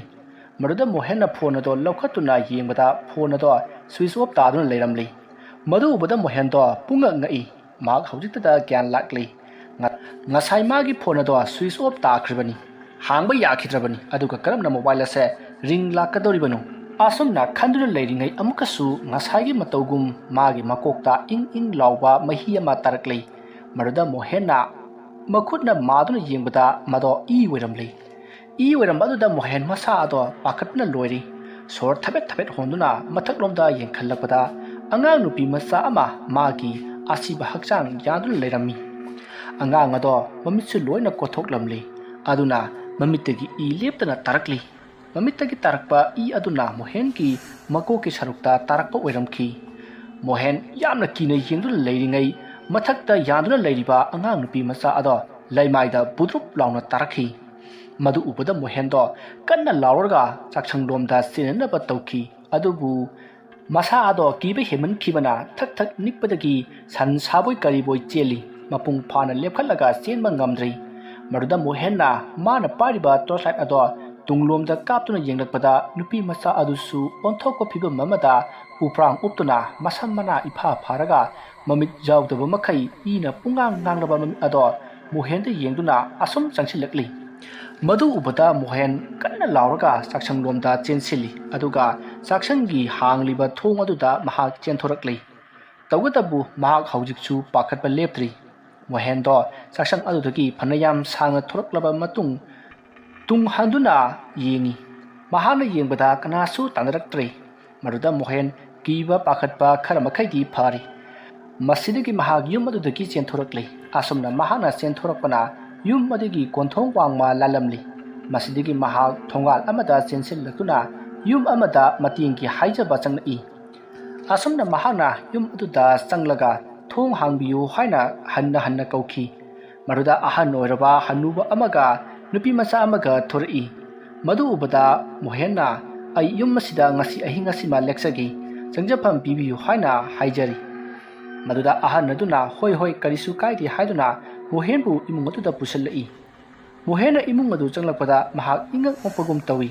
ꯌꯨꯝ ꯑꯁꯤ ꯃꯥꯅ ꯁꯤꯗꯣꯛꯅꯅꯕ ꯀꯟꯅ ꯍꯣꯠꯅꯔꯤꯕ ꯌꯨꯝ ꯑꯗꯨꯒ ꯏꯃꯥꯟ ꯃꯥꯟꯅꯕꯗꯧꯅ ꯇꯧꯈꯤ ꯃꯗꯨꯗ ꯃꯣꯍꯦꯟꯅ ꯏꯄꯜ ꯌꯨꯝꯁꯤꯕꯨ ꯑꯩꯅ ꯍꯥꯟꯅ ꯂꯩꯈꯤꯒꯨꯝ ꯇꯧꯔꯤꯕꯁꯤꯕꯨ ꯃꯁꯤꯕꯨ ꯀꯃꯥꯏꯅ ꯇꯧꯔꯤꯕꯖꯥꯠꯅꯣ ꯀꯔꯤ ꯍꯥꯏꯕ ꯌꯨꯝꯁꯤ ꯅꯪꯅ ꯍꯥꯟꯅ ꯂꯩꯈ꯭ꯔꯦ ꯍꯥꯏꯕ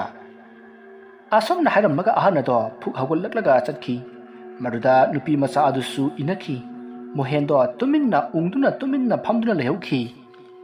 ꯃꯗꯨꯗ ꯃꯣꯍꯦꯟꯅ ꯑꯀꯣꯏꯕ ꯑꯗꯨꯗ ꯏꯀꯣꯏ ꯀꯣꯏꯅ ꯑꯁꯨꯝ ꯌꯦꯡꯂꯛꯄꯗ ꯃꯥꯅ ꯄꯨꯔꯛꯈꯤꯕ ꯑꯃꯗꯤ ꯃꯥꯅ ꯇꯣꯔꯆ ꯂꯧꯊꯣꯛꯈꯤꯕ ꯈꯥꯎ ꯑꯗꯣ ꯂꯩꯕ ꯎꯔꯛꯈꯤ ꯃꯗꯨ ꯎꯕꯗ ꯃꯣꯍꯦꯟ ꯈꯪꯄ꯭ꯔꯦꯛ ꯈꯪꯅ ꯐꯨꯛ ꯍꯧꯒꯠꯂꯤ ꯃꯁꯤꯗꯒꯤ ꯃꯍꯥꯛꯅ ꯈꯪꯂꯤ ꯃꯥꯅ ꯑꯇꯣꯞꯄꯒꯤ ꯌꯨꯝꯅꯤ ꯍꯥꯏꯅ ꯆꯪꯂꯨꯔꯤꯕꯁꯤ ꯑꯇꯣꯞꯄꯒꯤ ꯌꯨꯝ ꯅꯠꯇ꯭ꯔꯤ ꯃꯥꯅ ꯂꯩꯔꯤꯕ ꯇꯝꯅꯕ ꯌꯨꯝ ꯑꯗꯨꯅꯤ ꯍꯥꯏꯕ ꯃꯍꯥꯛ ꯈꯪꯂꯤ ꯌꯨꯝ ꯑꯗꯨꯗ ꯂꯩꯔꯤꯕ ꯂꯥꯏꯁꯤꯡꯅ ꯃꯥꯕꯨ ꯀꯣꯏꯆꯦꯟ ꯆꯦꯜꯍꯟꯗꯨꯅ ꯋꯥꯍꯟꯗꯨꯅ ꯁꯥꯟꯅꯕꯅꯤ ꯍꯥꯏꯕ ꯈꯪꯂꯛꯂꯤ ꯃꯗꯨ ꯈꯪꯂꯛꯄꯗ ꯃꯣꯍꯦꯟꯅ ꯍꯦ ꯏꯁꯣꯔ ꯑꯩꯕꯨ ꯑꯁꯨꯝꯅ ꯂꯛꯅꯕꯤꯔꯅꯨ ꯑꯩꯕꯨ ꯍꯥꯠꯇꯣꯛꯄꯤꯔꯣ ꯍꯥꯏꯗꯨꯅ ꯀꯟꯅ ꯂꯥꯎꯈꯤ ꯃꯍꯥꯛꯅ ꯑꯁꯨꯝꯅ ꯂꯥꯎꯔꯨꯕꯗꯒꯤ ꯌꯨꯝ ꯑꯗꯨꯗ ꯉꯥꯜꯂꯝꯕ ꯃꯩꯁꯤꯡ ꯑꯗꯣ ꯃꯊꯪ ꯃꯊꯪ ꯃꯨꯠꯈ꯭ꯔꯤ ꯑꯗꯨꯒ ꯃꯣꯍꯦꯟꯒꯤ ꯃꯈꯣꯡ ꯑꯗꯨ ꯄꯥꯏꯗꯨꯅ ꯌꯨꯝꯖꯥꯎꯔꯣꯝꯗ ꯁꯣꯔꯣ ꯁꯣꯔꯣ ꯆꯤꯡꯈꯤ ꯃꯗꯨꯗ ꯃꯣꯍꯦꯟꯅ ꯅꯥꯟꯊꯣꯛꯅꯅꯕ ꯍꯣꯠꯅꯈꯤ ꯐꯅ ꯀꯟꯅ ꯍꯣꯠꯅꯔꯕ ꯃꯇꯨꯡ ꯃꯍꯥꯛ ꯅꯥꯟꯊꯣꯛꯄꯗꯤ ꯉꯝꯂꯤ ꯑꯗꯨꯕꯨ ꯃꯍꯥꯛ ꯀꯗꯣꯝ ꯆꯦꯟꯒꯗꯕꯅꯣ ꯍꯥꯏꯕ ꯈꯪꯗ꯭ꯔꯦ ꯑꯁꯨꯝꯅ ꯈꯟꯖꯥꯟꯅꯗꯨꯅ ꯂꯩꯔꯤꯉꯩ ꯑꯃꯝꯕ ꯃꯔꯛ ꯑꯗꯨꯗ ꯀꯅꯥꯒꯤ ꯃꯈꯨꯠꯅꯣ ꯈꯪꯗꯅ ꯃꯥꯒꯤ ꯃꯈꯧꯔꯤꯗ ꯇꯥꯞ ꯂꯥꯎꯅ ꯄꯥꯏꯔꯛꯏ ꯑꯗꯨꯒ ꯀ꯭ꯔꯛ ꯀ꯭ꯔꯛ ꯑꯁꯨꯝ ꯂꯥꯛꯁꯤꯜꯂꯛꯂꯤ ꯃꯗꯨꯗ ꯃꯣꯍꯦꯟꯗꯣ ꯂꯥꯎꯕꯁꯨ ꯉꯝꯗ ꯑꯋꯥꯕ ꯈꯥꯡꯂꯤ ꯃꯣꯍꯦꯟꯅ ꯃꯥꯒꯤ ꯃꯈꯧꯔꯤꯗ ꯄꯥꯏꯔꯛꯂꯤꯕ ꯈꯨꯠ ꯑꯗꯣ ꯑꯁꯨꯝ ꯃꯥꯗꯨꯅ ꯌꯦꯡꯕꯗ ꯈꯨꯠ ꯑꯗꯨꯒꯤ ꯄꯟꯈꯩ ꯂꯩꯔꯝꯗꯦ ꯃꯣꯍꯦꯟ ꯃꯈꯣꯡ ꯐ꯭ꯔꯪ ꯐ꯭ꯔꯪ ꯀꯥꯎꯗꯨꯅ ꯑꯋꯥꯕ ꯈꯥꯡꯂꯤꯉꯩ ꯅꯨꯄꯤ ꯃꯆꯥ ꯑꯃꯅ ꯅꯣꯛꯇꯨꯅ ꯀꯣꯏꯆꯦꯟ ꯆꯦꯟꯕꯒꯤ ꯃꯈꯣꯜ ꯇꯥꯔꯛꯏ ꯑꯁꯨꯝꯅ ꯇꯥꯔꯝꯕꯗꯒꯤ ꯃꯥꯒꯤ ꯃꯅꯥꯛꯇ ꯅꯛꯁꯤꯜꯂꯛꯂꯒ ꯃꯥꯒꯤ ꯃꯈꯨꯠ ꯈꯨꯖꯦꯡ ꯑꯇꯦꯛꯄ ꯑꯗꯨꯗ ꯄꯥꯏꯔꯛꯏ ꯃꯗꯨꯗ ꯃꯣꯍꯦꯟꯗꯣ ꯂꯥꯎꯕꯁꯨ ꯉꯝꯗ ꯀꯟꯅ ꯆꯩꯅꯥ ꯈꯥꯡꯂꯤ ꯑꯗꯨꯕꯨ ꯃꯥꯒꯤ ꯃꯈꯨꯠ ꯄꯥꯏꯔꯤꯕ ꯑꯉꯥꯡ ꯑꯗꯨꯅ ꯃꯣꯍꯦꯟꯒꯤ ꯃꯈꯨꯠ ꯑꯗꯣ ꯇꯞꯅ ꯇꯞꯅ ꯑꯁꯨꯝ ꯂꯩꯊꯦꯛꯂꯛꯏ ꯃꯗꯨꯗ ꯃꯣꯍꯦꯟ ꯆꯩꯅꯥ ꯈꯥꯡꯕꯗ ꯋꯥꯕꯅ ꯈꯝ ꯊꯦꯡꯂꯤ ꯍꯧꯖꯤꯛꯇꯤ ꯃꯈꯨꯠ ꯑꯗꯣ ꯐꯔꯥꯛ ꯐꯔꯥꯛ ꯇꯥꯔꯤ ꯃꯇꯝ ꯑꯗꯨꯗ ꯃꯥꯒꯤ ꯃꯈꯣꯡ ꯑꯗꯨꯁꯨ ꯀꯅꯥꯒꯨꯝꯕ ꯑꯃꯅ ꯌꯥꯝꯅ ꯀꯟꯅ ꯅꯦꯠꯈꯥꯏꯔꯛꯄ ꯅꯥꯟꯊꯔꯛꯄꯒꯨꯝ ꯆꯩꯅꯥ ꯐꯥꯎꯔꯛꯈꯤ ꯃꯗꯨꯗ ꯃꯣꯍꯦꯟ ꯀꯟꯅ ꯂꯥꯎꯈꯤ ꯃꯁꯤꯗꯒꯤ ꯃꯍꯥꯛ ꯒ꯭ꯌꯥꯟ ꯑꯗꯨꯃꯛ ꯃꯥꯡꯈ꯭ꯔꯦ ꯃꯍꯥꯛꯅ ꯒ꯭ꯌꯥꯟ ꯇꯥꯔꯛꯄꯗꯗꯤ ꯃꯍꯥꯛ ꯍꯣꯁꯄꯤꯇꯥꯜ ꯑꯃꯗ ꯂꯩꯔꯝꯃꯤ ꯃꯍꯥꯛ ꯍꯧꯖꯤꯛ ꯃꯁꯥ ꯑꯗꯣ ꯏꯄꯥ ꯄꯥꯈꯠꯄꯒꯨꯝ ꯇꯧꯔꯤ ꯃꯥꯒꯤ ꯃꯤꯠꯇ ꯎꯔꯤꯕ ꯃꯤ ꯄꯨꯝꯅꯃꯛ ꯇꯧꯁꯤꯟꯅꯕ ꯇꯥꯠ ꯑꯣꯏꯅ ꯎꯈꯤ ꯕꯨꯠꯁꯤꯡ ꯑꯗꯨꯅ ꯁꯥꯟꯅꯔꯤꯕꯅꯤ ꯍꯥꯏꯅ ꯂꯥꯟꯅꯅ ꯈꯜꯂꯤ ꯑꯁꯨꯝꯅ ꯂꯩꯔꯝꯕꯗꯒꯤ ꯅꯨꯄꯥ ꯑꯍꯟ ꯑꯃ ꯆꯪꯂꯛꯏ ꯑꯗꯨꯒ ꯑꯍꯜ ꯑꯗꯨꯅ ꯏꯕꯨꯡꯉꯣ ꯅꯪꯅ ꯍꯧꯖꯤꯛ ꯂꯩꯔꯤꯕꯁꯤ ꯍꯣꯁꯄꯤꯇꯥꯜꯗꯅꯤ ꯍꯧꯖꯤꯛ ꯅꯣꯡꯉꯥꯜꯂꯕꯅꯤ ꯅꯪꯁꯤ ꯌꯨꯝ ꯑꯗꯨꯗ ꯂꯩꯔꯝꯕꯗꯒꯤ ꯂꯩꯀꯥꯏ ꯃꯤꯌꯥꯝꯅ ꯅꯪꯕꯨ ꯍꯣꯁꯄꯤꯇꯥꯜ ꯑꯁꯤꯗ ꯄꯨꯔꯛꯈꯤꯕꯅꯤꯀꯣ ꯑꯍꯟ ꯑꯗꯨꯒꯤ ꯋꯥꯗꯨ ꯇꯥꯕꯗ ꯃꯣꯍꯦꯟꯅ ꯑꯗꯨꯗꯤ ꯅꯪ ꯀꯅꯥꯅꯣ ꯑꯩꯅ ꯊꯦꯡꯅꯈꯤꯕ ꯑꯍꯟ ꯑꯗꯨꯒꯤ ꯃꯃꯥꯟꯅꯕ꯭ꯔꯥ ꯃꯥꯅꯤ ꯑꯩ ꯅꯪꯅ ꯉꯔꯥꯡ ꯅꯨꯡꯗꯥꯡ ꯊꯦꯡꯅꯈꯤꯕ ꯑꯍꯟ ꯑꯗꯨꯒꯤ ꯃꯃꯥꯟꯅꯕꯅꯤ ꯌꯨꯝ ꯑꯗꯨꯗ ꯃꯁꯨ ꯃꯄꯨ ꯈꯛꯇꯃꯛ ꯂꯩꯖꯕꯅꯤ ꯑꯗꯨꯕꯨ ꯃꯤꯅꯨꯡꯁꯤ ꯂꯩꯇ꯭ꯔꯕꯁꯤꯡ ꯑꯗꯨꯅ ꯍꯥꯠꯇꯣꯛꯄꯤꯈ꯭ꯔꯦꯗꯅ ꯑꯗꯨꯗꯤ ꯏꯄꯟ ꯋꯥꯔꯤꯗꯨ ꯑꯃꯨꯛꯇ ꯂꯤꯕꯤꯌꯨ ꯃꯈꯣꯏ ꯀꯔꯝꯅ ꯁꯤꯈꯤꯕꯅꯣ ꯌꯨꯝꯁꯤꯅ ꯑꯗꯨꯛ ꯊꯤꯅ ꯇꯝꯅꯔꯤꯕꯁꯤꯅ ꯀꯔꯤꯒꯤꯅꯣ ꯃꯣꯍꯦꯟꯒꯤ ꯋꯥꯐꯝ ꯑꯗꯨ ꯇꯥꯕꯗ ꯑꯍꯟ ꯑꯗꯨꯅ ꯍꯧꯖꯤꯛꯇꯤ ꯃꯇꯥꯡ ꯆꯥꯗ꯭ꯔꯦ ꯅꯪꯅ ꯅꯥꯕ ꯐꯔꯒ ꯑꯩꯒꯤ ꯌꯨꯝꯗ ꯂꯥꯛꯎ ꯃꯗꯨꯗ ꯄꯨꯝꯅꯃꯛ ꯍꯥꯏꯒꯦ ꯑꯩꯒꯤ ꯂꯩꯐꯝꯗꯤ ꯅꯪꯒꯤ ꯃꯔꯨꯞ ꯔꯣꯕꯥꯔꯠꯁꯟꯅ ꯈꯪꯕꯅꯤꯀꯣ ꯑꯗꯣ ꯏꯄꯟꯒꯤ ꯃꯤꯡꯅ ꯀꯔꯤ ꯀꯧꯕ ꯑꯩꯒꯤ ꯃꯤꯡꯗꯤ ꯒꯣꯝꯆꯥ ꯀꯧꯏ ꯐꯔꯦ ꯐꯔꯦ ꯑꯩ ꯑꯃꯨꯛ ꯆꯠꯂꯦꯀꯣ ꯑꯁꯨꯝꯅ ꯍꯥꯏꯔꯝꯂꯒ ꯑꯃꯥꯏꯕ ꯒꯣꯝꯆꯥ ꯑꯗꯣ ꯆꯠꯈ꯭ꯔꯤ ꯃꯣꯍꯦꯟꯁꯨ ꯊꯣꯛꯂꯤꯕ ꯊꯧꯗꯣꯛ ꯑꯁꯦ ꯍꯧꯖꯤꯛ ꯐꯥꯎꯕ ꯃꯪꯒ ꯆꯞ ꯃꯥꯟꯅꯔꯤ ꯃꯇꯝ ꯑꯗꯨꯗ ꯃꯥꯒꯤ ꯃꯔꯨꯞ ꯔꯣꯕꯥꯔꯠꯁꯟꯗꯣ ꯆꯪꯂꯛꯏ ꯃꯗꯨꯗ ꯃꯣꯍꯦꯟꯅ ꯃꯉꯣꯟꯗ ꯑꯍꯟ ꯑꯃꯅ ꯍꯥꯏꯔꯝꯕ ꯋꯥꯐꯝ ꯄꯨꯝꯅꯃꯛ ꯇꯝꯂꯤ ꯃꯗꯨꯗ ꯔꯣꯕꯥꯔꯠꯁꯟꯅ ꯏꯇꯥꯎ ꯅꯪꯒ ꯉꯔꯥꯡ ꯂꯩꯀꯥꯏ ꯑꯗꯨꯒꯤ ꯑꯍꯟꯁꯤꯡꯒ ꯌꯨꯝꯗꯨꯒꯤ ꯃꯔꯝꯗ ꯋꯥꯔꯤ ꯁꯥꯟꯅꯈꯤꯕ꯭ꯔꯣ ꯍꯣꯏ ꯏꯇꯥꯎ ꯁꯥꯟꯅꯈꯤ ꯃꯈꯣꯏꯅꯁꯨ ꯌꯨꯝ ꯑꯗꯣ ꯌꯥꯝꯅ ꯇꯝꯅꯕꯅꯤ ꯍꯥꯏꯈꯤ ꯑꯗꯨꯕꯨ ꯑꯩꯅ ꯊꯥꯖꯗꯗꯨꯅ ꯏꯇꯣꯝꯇ ꯂꯩꯈꯤꯕꯅꯤ ꯑꯗꯨꯅꯤ ꯏꯇꯥꯎ ꯂꯥꯏ ꯍꯥꯏꯕꯁꯦ ꯇꯁꯦꯡꯅ ꯂꯩꯕꯅꯤ ꯅꯪꯅ ꯅꯣꯡꯉꯥꯜꯂ ꯐꯥꯎꯕ ꯌꯨꯝ ꯑꯗꯨꯗꯒꯤ ꯊꯣꯔꯛꯇꯕ ꯑꯗꯨꯗ ꯂꯩꯀꯥꯏ ꯑꯍꯟꯁꯤꯡꯅ ꯆꯤꯡꯅꯕꯗꯒꯤ ꯆꯪꯗꯨꯅ ꯌꯦꯡꯕꯗ ꯅꯪꯁꯦ ꯏꯍꯤꯡ ꯅꯥꯍꯤꯡ ꯁꯥꯔꯒ ꯇꯥꯔꯒ ꯂꯩꯔꯝꯕꯅꯤ ꯍꯥꯏ ꯃꯗꯨꯗꯒꯤ ꯃꯌꯥꯝꯅ ꯂꯩꯀꯥꯏ ꯑꯗꯨꯒꯤ ꯑꯃꯥꯏꯕ ꯒꯣꯝꯆꯥ ꯀꯧꯗꯨꯅ ꯅꯪꯕꯨ ꯌꯦꯡꯍꯜꯂꯕ ꯃꯇꯨꯡ ꯍꯣꯁꯄꯤꯇꯥꯜ ꯑꯁꯤꯗ ꯄꯨꯔꯛꯈꯤꯕꯅꯤ ꯔꯣꯕꯥꯔꯠꯁꯟꯅ ꯍꯥꯏꯔꯛꯄ ꯋꯥꯗꯨ ꯇꯥꯕꯗ ꯃꯣꯍꯦꯟꯅ ꯀꯔꯤ ꯒꯣꯝꯆꯥꯁꯤ ꯑꯃꯥꯏꯕꯅꯤ ꯍꯥꯏꯕ ꯏꯇꯥꯎ ꯑꯩꯅ ꯌꯨꯝ ꯑꯗꯨꯒꯤ ꯃꯔꯝ ꯍꯪꯕꯗ ꯃꯥꯅ ꯃꯥꯒꯤ ꯃꯅꯥꯛꯇ ꯂꯥꯛꯎ ꯑꯗꯨꯒ ꯄꯨꯝꯅꯃꯛ ꯍꯥꯏꯔꯒꯦ ꯍꯥꯏꯔꯝꯃꯤ ꯑꯗꯨꯒ ꯏꯇꯥꯎꯁꯨ ꯌꯥꯎꯔꯛꯎ ꯍꯥꯏꯔꯝꯃꯤ ꯀꯔꯤ ꯑꯩꯁꯨ ꯍꯥꯏꯔꯝꯃꯤ ꯍꯥꯏꯕ ꯍꯣꯏ ꯏꯇꯥꯎ ꯑꯣ ꯐꯔꯦ ꯅꯪꯅ ꯀꯟꯈꯠꯂꯛꯂꯒꯅꯦ ꯇꯞꯅ ꯏꯕꯥꯅꯤ ꯆꯠꯂꯁꯤ ꯍꯣꯏ ꯐꯔꯦ ꯏꯇꯥꯎ ꯑꯁꯨꯝꯅ ꯃꯣꯍꯦꯟ ꯑꯃꯗꯤ ꯔꯣꯕꯥꯔꯠꯁꯟ ꯑꯃꯥꯏꯕ ꯒꯣꯝꯆꯥ ꯍꯣꯏꯗ ꯃꯣꯍꯦꯟ ꯅꯥꯕ ꯐꯔꯒ ꯆꯠꯄ ꯍꯥꯏꯗꯨꯅ ꯌꯥꯅꯈꯤ ꯊꯧꯗꯣꯛ ꯑꯁꯤꯒꯤ ꯃꯇꯨꯡ ꯊꯥ ꯑꯃ ꯍꯧꯈ꯭ꯔꯦ ꯃꯣꯍꯦꯟꯗꯨ ꯃꯥꯒꯤ ꯃꯔꯨꯞ ꯔꯣꯕꯥꯔꯠꯁꯟ ꯍꯣꯏꯗ ꯂꯥꯛꯂꯤ ꯑꯗꯨꯒ ꯔꯣꯕꯥꯔꯠꯁꯟꯒ ꯋꯥꯔꯤ ꯋꯥꯇꯥꯏ ꯀꯌꯥ ꯁꯥꯟꯅꯔꯤ ꯃꯈꯣꯏꯅ ꯑꯁꯨꯝ ꯁꯥꯟꯅꯕꯗ ꯔꯣꯕꯥꯔꯠꯁꯟꯅ ꯑꯗꯣ ꯏꯇꯥꯎ ꯑꯃꯥꯏꯕ ꯒꯣꯝꯆꯥ ꯍꯣꯏꯗ ꯆꯠꯄ ꯍꯥꯏꯕꯗꯨꯕꯨ ꯀꯝꯗꯧꯁꯤꯒꯦ ꯑꯗꯨꯒꯤꯗꯤ ꯏꯇꯥꯎꯅ ꯍꯥꯏꯕ ꯅꯨꯃꯤꯠꯇꯨꯗ ꯍꯦꯛꯇ ꯆꯠꯂꯒ ꯂꯣꯏꯔꯦ ꯀꯩꯅꯣ ꯑꯗꯨꯗꯤ ꯏꯇꯥꯎ ꯉꯁꯤ ꯆꯠꯂꯁꯤꯔꯥ ꯑꯩꯒꯤꯗꯤ ꯉꯁꯤ ꯆꯠꯅꯤꯡꯉꯦꯅꯦ ꯆꯠꯂ ꯂꯣꯏꯔꯦ ꯀꯩꯅꯣ ꯁꯦ ꯑꯗꯨꯗꯤꯅꯦ ꯑꯩꯈꯣꯏꯗ ꯆꯥꯛ ꯆꯥꯊꯣꯛꯈ꯭ꯔꯁꯤ ꯑꯗꯨꯒꯅꯦ ꯅꯨꯃꯤꯗꯥꯡꯗꯨ ꯏꯕꯥꯅꯤ ꯆꯠꯂꯁꯤ ꯁꯨꯝꯗꯧꯔꯁꯤ ꯏꯇꯥꯎ ꯍꯧꯖꯤꯛ ꯆꯠꯊꯣꯛꯎꯔꯁꯤ ꯅꯨꯡꯊꯤꯟꯗꯨ ꯑꯣꯖꯥ ꯑꯃꯥꯏꯕꯗꯨ ꯂꯩꯔꯝꯗ꯭ꯔꯕꯗꯤ ꯕꯦꯔꯥ ꯀꯥꯟꯅꯅꯤ ꯃꯁꯤꯗꯤꯕ ꯄ꯭ꯔꯣꯛ ꯆꯥꯛꯁꯤꯟꯕꯁꯦ ꯇꯧꯔꯛꯑꯗꯧꯅꯤ ꯍꯣꯏꯁꯦ ꯆꯠꯂꯁꯤ ꯑꯁꯨꯝꯅ ꯍꯥꯏꯅꯗꯨꯅ ꯔꯣꯕꯥꯔꯠꯁꯟ ꯑꯃꯗꯤ ꯃꯣꯍꯦꯟꯗꯣ ꯑꯃꯥꯏꯕ ꯒꯣꯝꯆꯥ ꯍꯣꯏꯗ ꯂꯥꯛꯂꯤ ꯃꯈꯣꯏ ꯑꯅꯤꯅ ꯑꯃꯥꯏꯕ ꯒꯣꯝꯆꯥ ꯍꯣꯏꯗ ꯌꯧꯔꯛꯄꯗ ꯑꯃꯥꯏꯕ ꯒꯣꯝꯆꯥꯗꯣ ꯁꯨꯃꯥꯡꯗ ꯄꯌꯥꯅ ꯀꯔꯤꯒꯨꯝꯕ ꯑꯃ ꯁꯦꯝꯗꯨꯅ ꯂꯩꯔꯝꯃꯤ꯫ ꯊꯣꯡꯒꯥꯜꯂꯣꯝꯗ ꯔꯣꯕꯥꯔꯠꯁꯟ ꯑꯃꯗꯤ ꯃꯣꯍꯦꯟ ꯆꯪꯂꯛꯂꯤꯕꯗꯨ ꯎꯕꯗ ꯑꯃꯥꯏꯕ ꯒꯣꯝꯆꯥꯅ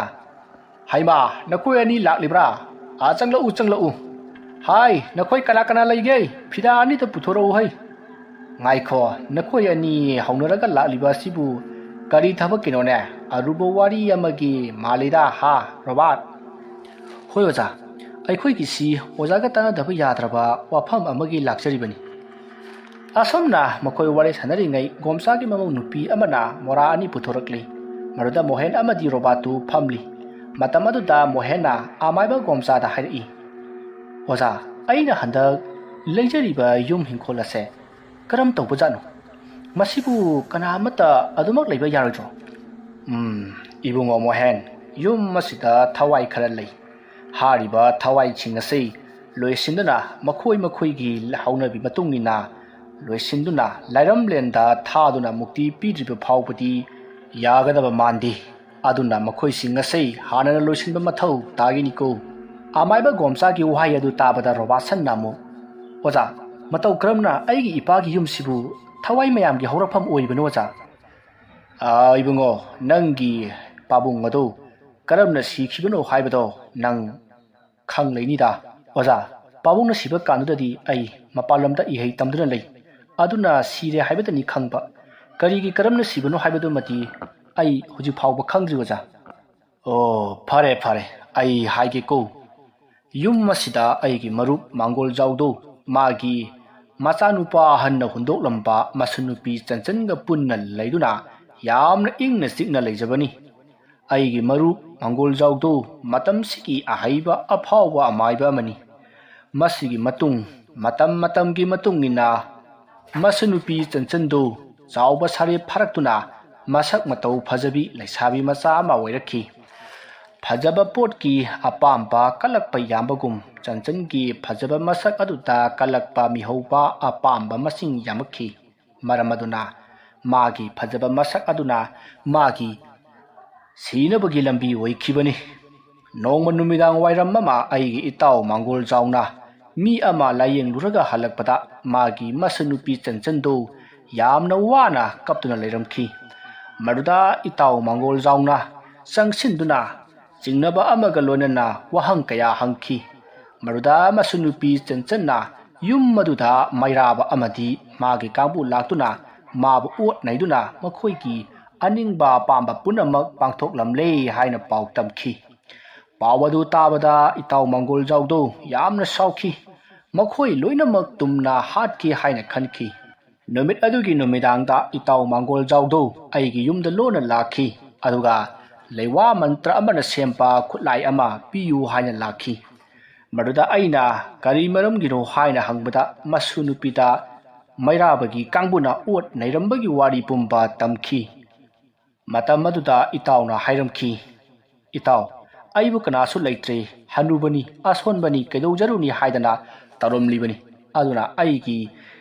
ꯏꯆꯥ ꯏꯃꯧ ꯕꯥꯔꯤ ꯁꯝꯕꯜ ꯑꯃꯠꯇ ꯂꯩꯇ꯭ꯔꯕꯁꯨ ꯑꯩ ꯏꯁꯨꯒꯤꯗꯃꯛꯇꯗꯤ ꯂꯩꯔꯤ꯫ ꯑꯗꯨꯅ ꯃꯈꯣꯏ ꯂꯦꯝꯅ ꯊꯥꯔꯣꯏ." ꯑꯁꯤꯒꯨꯝꯂꯕ ꯏꯇꯥꯎꯒꯤ ꯊꯃꯣꯏ ꯁꯣꯛꯂꯕ ꯋꯥꯐꯝ ꯑꯗꯨꯗ ꯑꯩꯁꯨ ꯌꯥꯝꯅ ꯅꯨꯡꯉꯥꯏꯈꯤꯗꯦ ꯑꯃꯗꯤ ꯈꯨꯠꯂꯥꯏ ꯑꯗꯣ ꯄꯤꯔꯒꯦ ꯍꯥꯏꯅ ꯈꯟꯈꯤ꯫ ꯑꯗꯨꯕꯨ ꯈꯨꯠꯂꯥꯏ ꯑꯗꯣ ꯅꯨꯃꯤꯗꯥꯡꯗ ꯄꯤꯕ ꯇꯧꯍꯩꯗꯕ ꯈꯨꯠꯂꯥꯏꯅꯤ꯫ ꯀꯔꯤꯒꯨꯝꯕ ꯅꯨꯃꯤꯗꯥꯡꯗ ꯄꯤꯔꯕꯗꯤ ꯐꯠꯇꯕ ꯑꯣꯜꯂꯤ꯫ ꯑꯗꯨꯅ ꯈꯨꯠꯂꯥꯏ ꯑꯗꯨꯕꯨ ꯁꯤꯖꯤꯟꯅꯔꯤꯕ ꯃꯤꯁꯛ ꯑꯗꯨꯒꯤ ꯊꯋꯥꯏꯁꯨ ꯂꯧꯒꯗꯧꯔꯤꯕꯅꯤ꯫ ꯃꯔꯝ ꯑꯁꯤ ꯂꯩꯕꯅ ꯈꯨꯠꯂꯥꯏ ꯑꯗꯣ ꯍꯌꯦꯡ ꯅꯣꯡꯉꯥꯟꯕꯗ ꯄꯤꯒꯦ ꯍꯥꯏꯅ ꯍꯥꯏꯈꯤꯕꯅꯤ ꯑꯩꯅ꯫ ꯑꯁꯨꯝꯅ ꯑꯃꯥꯏꯕ ꯒꯣꯝꯆꯥꯅ ꯋꯥꯔꯤ ꯂꯤꯔꯤꯉꯩ ꯃꯣꯍꯦꯟꯅ,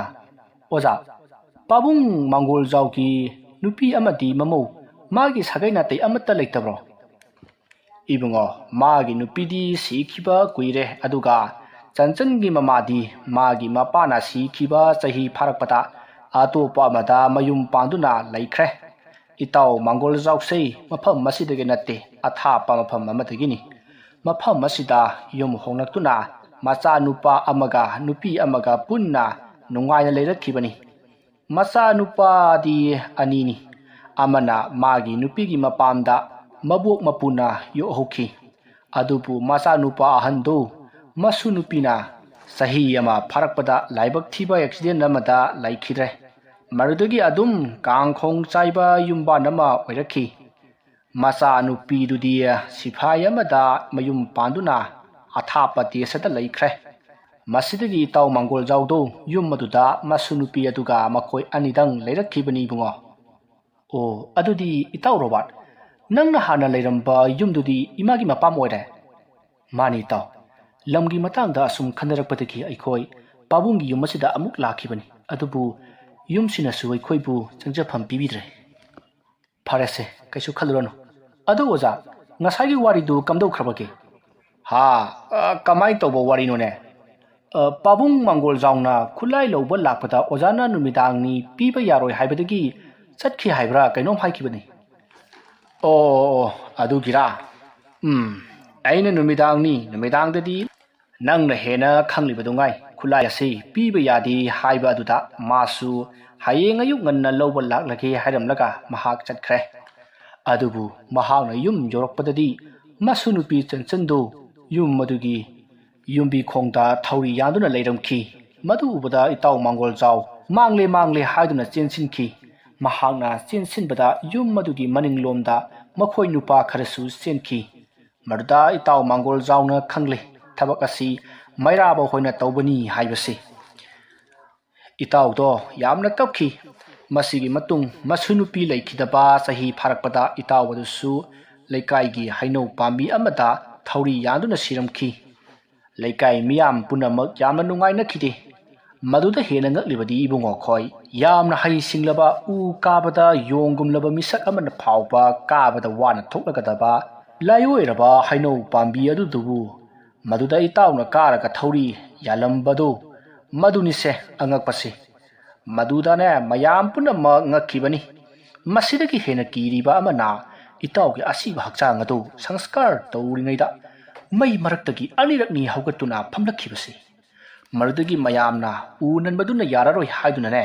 ꯑꯁꯤꯕ ꯍꯛꯆꯥꯡ ꯑꯗꯨ ꯎꯐꯜꯂꯒ ꯄꯣꯂꯣꯏꯈꯤꯕꯅꯤ꯫ ꯊꯧꯗꯣꯛ ꯑꯁꯤꯒꯤ ꯋꯥꯔꯤꯁꯦ ꯇꯥꯕꯗ ꯂꯩꯀꯥꯏ ꯃꯤꯌꯥꯝ ꯌꯥꯝꯅ ꯀꯤꯅꯈꯤ꯫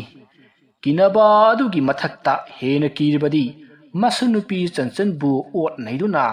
ꯍꯥꯠꯇꯣꯛꯂꯒ ꯃꯉꯛꯇ ꯊꯧꯔꯤ ꯀꯤꯁꯟꯗꯨꯅ ꯃꯥꯡꯒꯣꯜꯒꯤ ꯌꯨꯝꯕꯤꯈꯣꯡꯗ ꯌꯥꯟꯁꯤꯜꯂꯝꯕ ꯃꯩꯔꯥꯕ ꯍꯣꯏꯒꯤ ꯀꯥꯡꯕꯨ ꯃꯊꯪ ꯏ ꯑꯣꯗꯨꯅ ꯌꯥꯝꯅ ꯈꯥꯡꯉꯝꯗ꯭ꯔꯕ ꯑꯋꯥꯕ ꯀꯌꯥ ꯃꯥꯌꯣꯛꯅꯗꯨꯅ ꯃꯊꯪ ꯁꯤꯖꯈꯤ꯫ ꯃꯈꯣꯏ ꯑꯅꯤ ꯑꯃꯗꯤ ꯈꯥꯡꯕ ꯉꯝꯗ꯭ꯔꯗꯨꯅ ꯃꯁꯥ ꯃꯇꯣꯝꯇ ꯊꯧꯔꯤ ꯌꯥꯟꯗꯨꯅ ꯁꯤꯖꯈꯤꯕꯅꯤ꯫ ꯊꯧꯗꯣꯛ ꯑꯁꯤꯗꯒꯤ ꯂꯩꯀꯥꯏ ꯑꯁꯤ ꯑꯗꯨꯝ ꯕꯦꯔꯥ ꯀꯥꯈꯤ꯫ ꯍꯧꯖꯤꯛꯁꯨ ꯈꯔ ꯇꯧꯔꯤꯕ ꯑꯁꯤꯅꯤ꯫ ꯍꯩꯅꯧ ꯄꯥꯝꯕꯤ ꯑꯗꯨ ꯂꯩꯀꯥꯏꯅ ꯂꯩꯋꯥ ꯃꯟꯇ꯭ꯔ ꯁꯣꯟꯗꯨꯅ ꯌꯥꯟꯊꯠꯂꯨꯔꯦ, ꯑꯗꯨꯕꯨ ꯃꯔꯨ ꯐꯨꯛꯍꯧꯗꯕꯅꯤꯅ ꯑꯃꯨꯛ ꯃꯌꯣꯟ ꯆꯣꯡꯗꯨꯅ ꯍꯧꯔꯛꯈꯤ꯫ ꯃꯐꯝ ꯑꯗꯨ ꯃꯔꯛꯇ ꯑꯗꯨꯝ ꯃꯊꯤ ꯐꯣꯡꯂꯤ꯫ ꯍꯦꯛ ꯃꯌꯥꯝꯁꯤ ꯂꯥꯏ ꯑꯣꯛꯅꯔꯤꯕ ꯑꯁꯤꯅꯤ꯫ ꯃꯁꯤꯕꯨꯗꯤ ꯃꯇꯝꯒꯤ ꯃꯇꯨꯡꯏꯟꯅ ꯑꯗꯨꯃꯛ ꯐꯈꯤꯅꯤꯗ꯫ ꯑꯩꯅ ꯀꯔꯤ ꯃꯔꯝꯒꯤꯅꯣ ꯏꯇꯥꯎꯅ ꯂꯩꯀꯥꯏ ꯑꯁꯤꯗ ꯃꯤ ꯁꯣꯛꯂꯤꯕꯁꯦ ꯍꯥꯏꯗꯨꯅ ꯌꯦꯡꯕꯗ ꯏꯇꯥꯎꯅ ꯁꯥꯎꯗꯨꯅ ꯑꯀꯟꯕ ꯂꯥꯛꯅ ꯐꯅ ꯉꯝꯗ꯭ꯔꯕ ꯂꯥꯏ 3 ꯀꯧꯊꯣꯛꯂꯝꯈꯤ꯫ ꯃꯈꯣꯏꯁꯤꯡ ꯑꯗꯨꯗꯤ ꯑꯃꯅ ꯍꯤꯌꯥꯡꯉꯥꯊꯧꯕ, ꯑꯃꯅ ꯁꯣꯔꯦꯟ, ꯑꯃꯅ ꯏꯇꯥꯎ ꯃꯥꯡꯒꯣꯜꯖꯥꯎꯒꯤ ꯊꯋꯥꯏꯅꯤ꯫ ꯑꯣꯖꯥ, ꯀꯔꯤꯅꯣ ꯍꯥꯏꯔꯤꯕꯁꯤꯕꯣ? ꯁꯤꯔꯕ ꯃꯤ ꯑꯃꯅ ꯀꯔꯝꯅ ꯂꯥꯏ ꯀꯧꯒꯗꯧꯔꯤꯕꯅꯣ? ꯑꯗꯨ ꯅꯠꯇ꯭ꯔꯒꯅ ꯁꯤꯔꯤꯉꯩꯗ ꯀꯔꯝꯅ ꯃꯤꯁꯛ ꯑꯃꯅ ꯃꯥꯒꯤ ꯊꯋꯥꯏ ꯑꯗꯣ ꯀꯧꯗꯨꯅ ꯁꯤꯖꯤꯟꯅꯕ ꯉꯝꯒꯗꯧꯔꯤꯕꯅꯣ? ꯏꯕꯨꯡꯉꯣ ꯃꯣꯍꯦꯟ, ꯅꯪ ꯑꯃꯥꯏꯕ ꯑꯃꯅ ꯇꯧꯕ ꯉꯝꯕꯒꯤ ꯃꯒꯨꯟ ꯑꯁꯤ ꯅꯪꯅ ꯈꯪꯗ꯭ꯔꯦ꯫ ꯏꯇꯥꯎꯗꯣ ꯌꯥꯝꯅ ꯍꯩꯕ ꯑꯃꯥꯏꯕ ꯑꯃꯅꯤꯅꯦ꯫ ꯃꯍꯥꯛꯅ ꯃꯥꯒꯤ ꯊꯋꯥꯏ ꯑꯗꯣ ꯀꯧꯊꯣꯛꯂꯛꯂꯒ ꯋꯥꯔꯝ ꯄꯨꯝꯅꯃꯛ ꯁꯤꯟꯅꯔꯝꯂꯒ ꯃꯍꯥꯛ ꯁꯤꯈꯤꯕꯅꯤ꯫ ꯃꯍꯥꯛꯅ ꯍꯥꯏꯔꯝꯕꯒꯤ ꯃꯇꯨꯡ ꯏꯟꯅ ꯃꯥꯅ ꯀꯧꯊꯣꯛꯂꯝꯕ ꯂꯥꯏꯁꯤꯡ ꯑꯗꯨꯅ ꯃꯥꯕꯨ ꯂꯥꯏꯑꯣꯏꯔꯕ ꯍꯩꯅꯧ ꯄꯥꯝꯕꯤ ꯑꯗꯨꯗ ꯌꯥꯟꯁꯤꯟꯈꯤꯕꯅꯤ꯫ ꯑꯗꯨꯅꯅꯤ ꯃꯥꯅ ꯃꯤꯅ ꯀꯥꯕꯗ ꯄꯥꯛꯅ ꯉꯝꯂꯔꯣꯏꯗ꯭ꯔꯕ ꯍꯩꯅꯧ ꯑꯗꯨꯗ ꯊꯧꯔꯤ ꯌꯥꯟꯗꯨꯅ ꯂꯩꯔꯝꯂꯤꯕꯗꯨ꯫ ꯑꯗꯨꯅ ꯍꯧꯖꯤꯛ ꯌꯨꯝ ꯑꯗꯨꯗ ꯃꯥꯅ ꯀꯧꯊꯣꯛꯂꯝꯕ ꯍꯤꯌꯥꯡꯉꯥꯊꯧꯕ, ꯁꯣꯔꯦꯟ ꯑꯃꯗꯤ ꯃꯥꯒꯤ ꯊꯋꯥꯏ ꯑꯗꯨ ꯌꯨꯝꯁꯤꯗ ꯂꯩꯔꯤꯕꯅꯤ꯫ ꯑꯗꯨꯅꯅꯤ ꯃꯤ ꯑꯃꯠꯇ ꯆꯪꯕ ꯉꯝꯗ꯭ꯔꯤꯕꯁꯦ꯫ ꯑꯗꯨꯗꯤ ꯑꯣꯖꯥ, ꯌꯨꯝꯁꯤ ꯑꯁꯨꯝꯃꯛ ꯂꯝꯂꯦꯝ ꯑꯣꯏꯅ ꯂꯩꯒꯗ꯭ꯔꯥ? ꯏꯕꯨꯡꯉꯣ ꯃꯣꯍꯦꯟ, ꯀꯔꯤꯒꯤ ꯂꯩꯒꯅꯤ? ꯅꯪꯒꯤ ꯃꯔꯨꯞ ꯔꯣꯕꯥꯔꯠꯁꯟꯁꯤ ꯂꯩꯈꯤꯗ꯭ꯔꯕ ꯏꯇꯥꯎ ꯃꯥꯡꯒꯣꯜꯖꯥꯎꯒꯤ ꯃꯆꯥꯅꯨꯄꯥ ꯑꯇꯣꯝꯕꯅꯤꯅꯦ꯫ ꯌꯨꯝ ꯑꯁꯤꯗ ꯂꯩꯅꯤ ꯍꯥꯏꯗꯅ ꯃꯤ ꯀꯌꯥ ꯂꯥꯛꯂꯝꯂꯦ, ꯑꯃꯠꯇ ꯉꯝꯅꯗꯦ꯫ ꯁꯤꯕ ꯅꯥꯕ ꯌꯥꯎꯔꯒ ꯍꯟꯈꯤꯕ ꯉꯥꯛꯇꯅꯤ꯫ ꯑꯗꯨꯕꯨ ꯏꯕꯨꯡꯉꯣ ꯔꯣꯕꯥꯔꯠꯁꯟꯗꯗꯤ ꯁꯥꯍꯨꯝ ꯈꯔ ꯄꯤꯕ ꯅꯠꯇꯅ ꯀꯔꯤꯁꯨ ꯇꯧꯔꯛꯈꯤꯗꯦꯗꯅ꯫ ꯑꯆꯨꯝꯕꯅꯤ ꯑꯣꯖꯥ, ꯑꯩꯅ ꯌꯨꯝ ꯑꯗꯨꯗ ꯂꯩꯔꯤꯉꯩ ꯅꯣꯡꯃ ꯑꯣꯖꯥꯅ ꯌꯨꯝꯒꯤ ꯂꯥꯏꯅꯤꯡ ꯊꯧꯁꯅ ꯃꯍꯤ ꯈꯣꯏꯔꯝꯂꯝꯂꯕ ꯃꯇꯨꯡ ꯅꯨꯃꯤꯠꯇꯨꯒꯤ ꯅꯨꯃꯤꯗꯥꯡꯗ ꯑꯩꯅ ꯆꯥꯛꯁꯪꯗ ꯃꯈꯣꯜ ꯑꯃ ꯇꯥꯏ ꯍꯥꯏꯗꯨꯅ ꯌꯦꯡꯕ ꯂꯥꯛꯄꯗ ꯑꯩꯒꯤ ꯄꯥꯕꯨꯡꯗꯣ ꯐꯝꯗꯨꯅ ꯂꯩꯔꯝꯃꯤ꯫ ꯃꯗꯨꯗ ꯑꯩꯅ ꯄꯥꯕꯨꯡ ꯄꯥꯕꯨꯡ ꯍꯥꯏꯗꯨꯅ ꯀꯧꯈꯤ꯫ ꯃꯗꯨꯗ ꯃꯍꯥꯛꯅ ꯌꯨꯝ ꯃꯥꯁꯦ ꯊꯥꯗꯣꯛꯇꯨꯅ ꯌꯥꯝꯅ ꯊꯨꯅ ꯆꯠꯈ꯭ꯔꯣ, ꯅꯠꯇ꯭ꯔꯕꯗꯤ ꯅꯪ ꯍꯌꯦꯡ ꯌꯧꯈ꯭ꯔꯕꯗꯤ ꯅꯊ꯭ꯋꯥꯏ ꯃꯥꯡꯂꯅꯤ ꯍꯥꯏꯔꯛꯈꯤ꯫ ꯑꯁꯨꯝꯅ ꯍꯥꯏꯅꯔꯤꯉꯩꯗ ꯆꯥꯛꯁꯪꯒꯤ ꯊꯣꯡ ꯑꯗꯣ ꯈꯪꯍꯥꯡ ꯍꯥꯡꯂꯒ ꯃꯤꯒꯤ ꯃꯑꯣꯡ ꯃꯥꯟꯕ ꯑꯃꯨꯕ ꯑꯃ ꯄ꯭ꯔꯞ ꯄ꯭ꯔꯞ ꯆꯪꯁꯤꯜꯂꯛꯂꯒ ꯑꯩꯕꯨ ꯄꯥꯏꯗꯨꯅ ꯂꯪꯈꯤ꯫ ꯃꯗꯨꯗ ꯑꯩ ꯒ꯭ꯌꯥꯟ ꯃꯥꯡꯈꯤ꯫ ꯑꯩꯅ ꯒ꯭ꯌꯥꯟ ꯇꯥꯔꯛꯄꯗ ꯑꯩꯒꯤ ꯅꯨꯄꯤ ꯇꯔꯨꯕꯤꯗꯣ ꯏꯅꯥꯛꯇ ꯂꯩꯔꯝꯃꯤ꯫ ꯑꯗꯨꯗꯒꯤ ꯏꯕꯥꯅꯤ ꯐꯃꯨꯡꯂꯣꯝꯗ ꯇꯨꯝꯕ ꯂꯥꯛꯈꯤ꯫ ꯃꯗꯨꯗ ꯄꯥꯕꯨꯡꯒꯤ ꯈꯣꯟꯖꯦꯜꯗ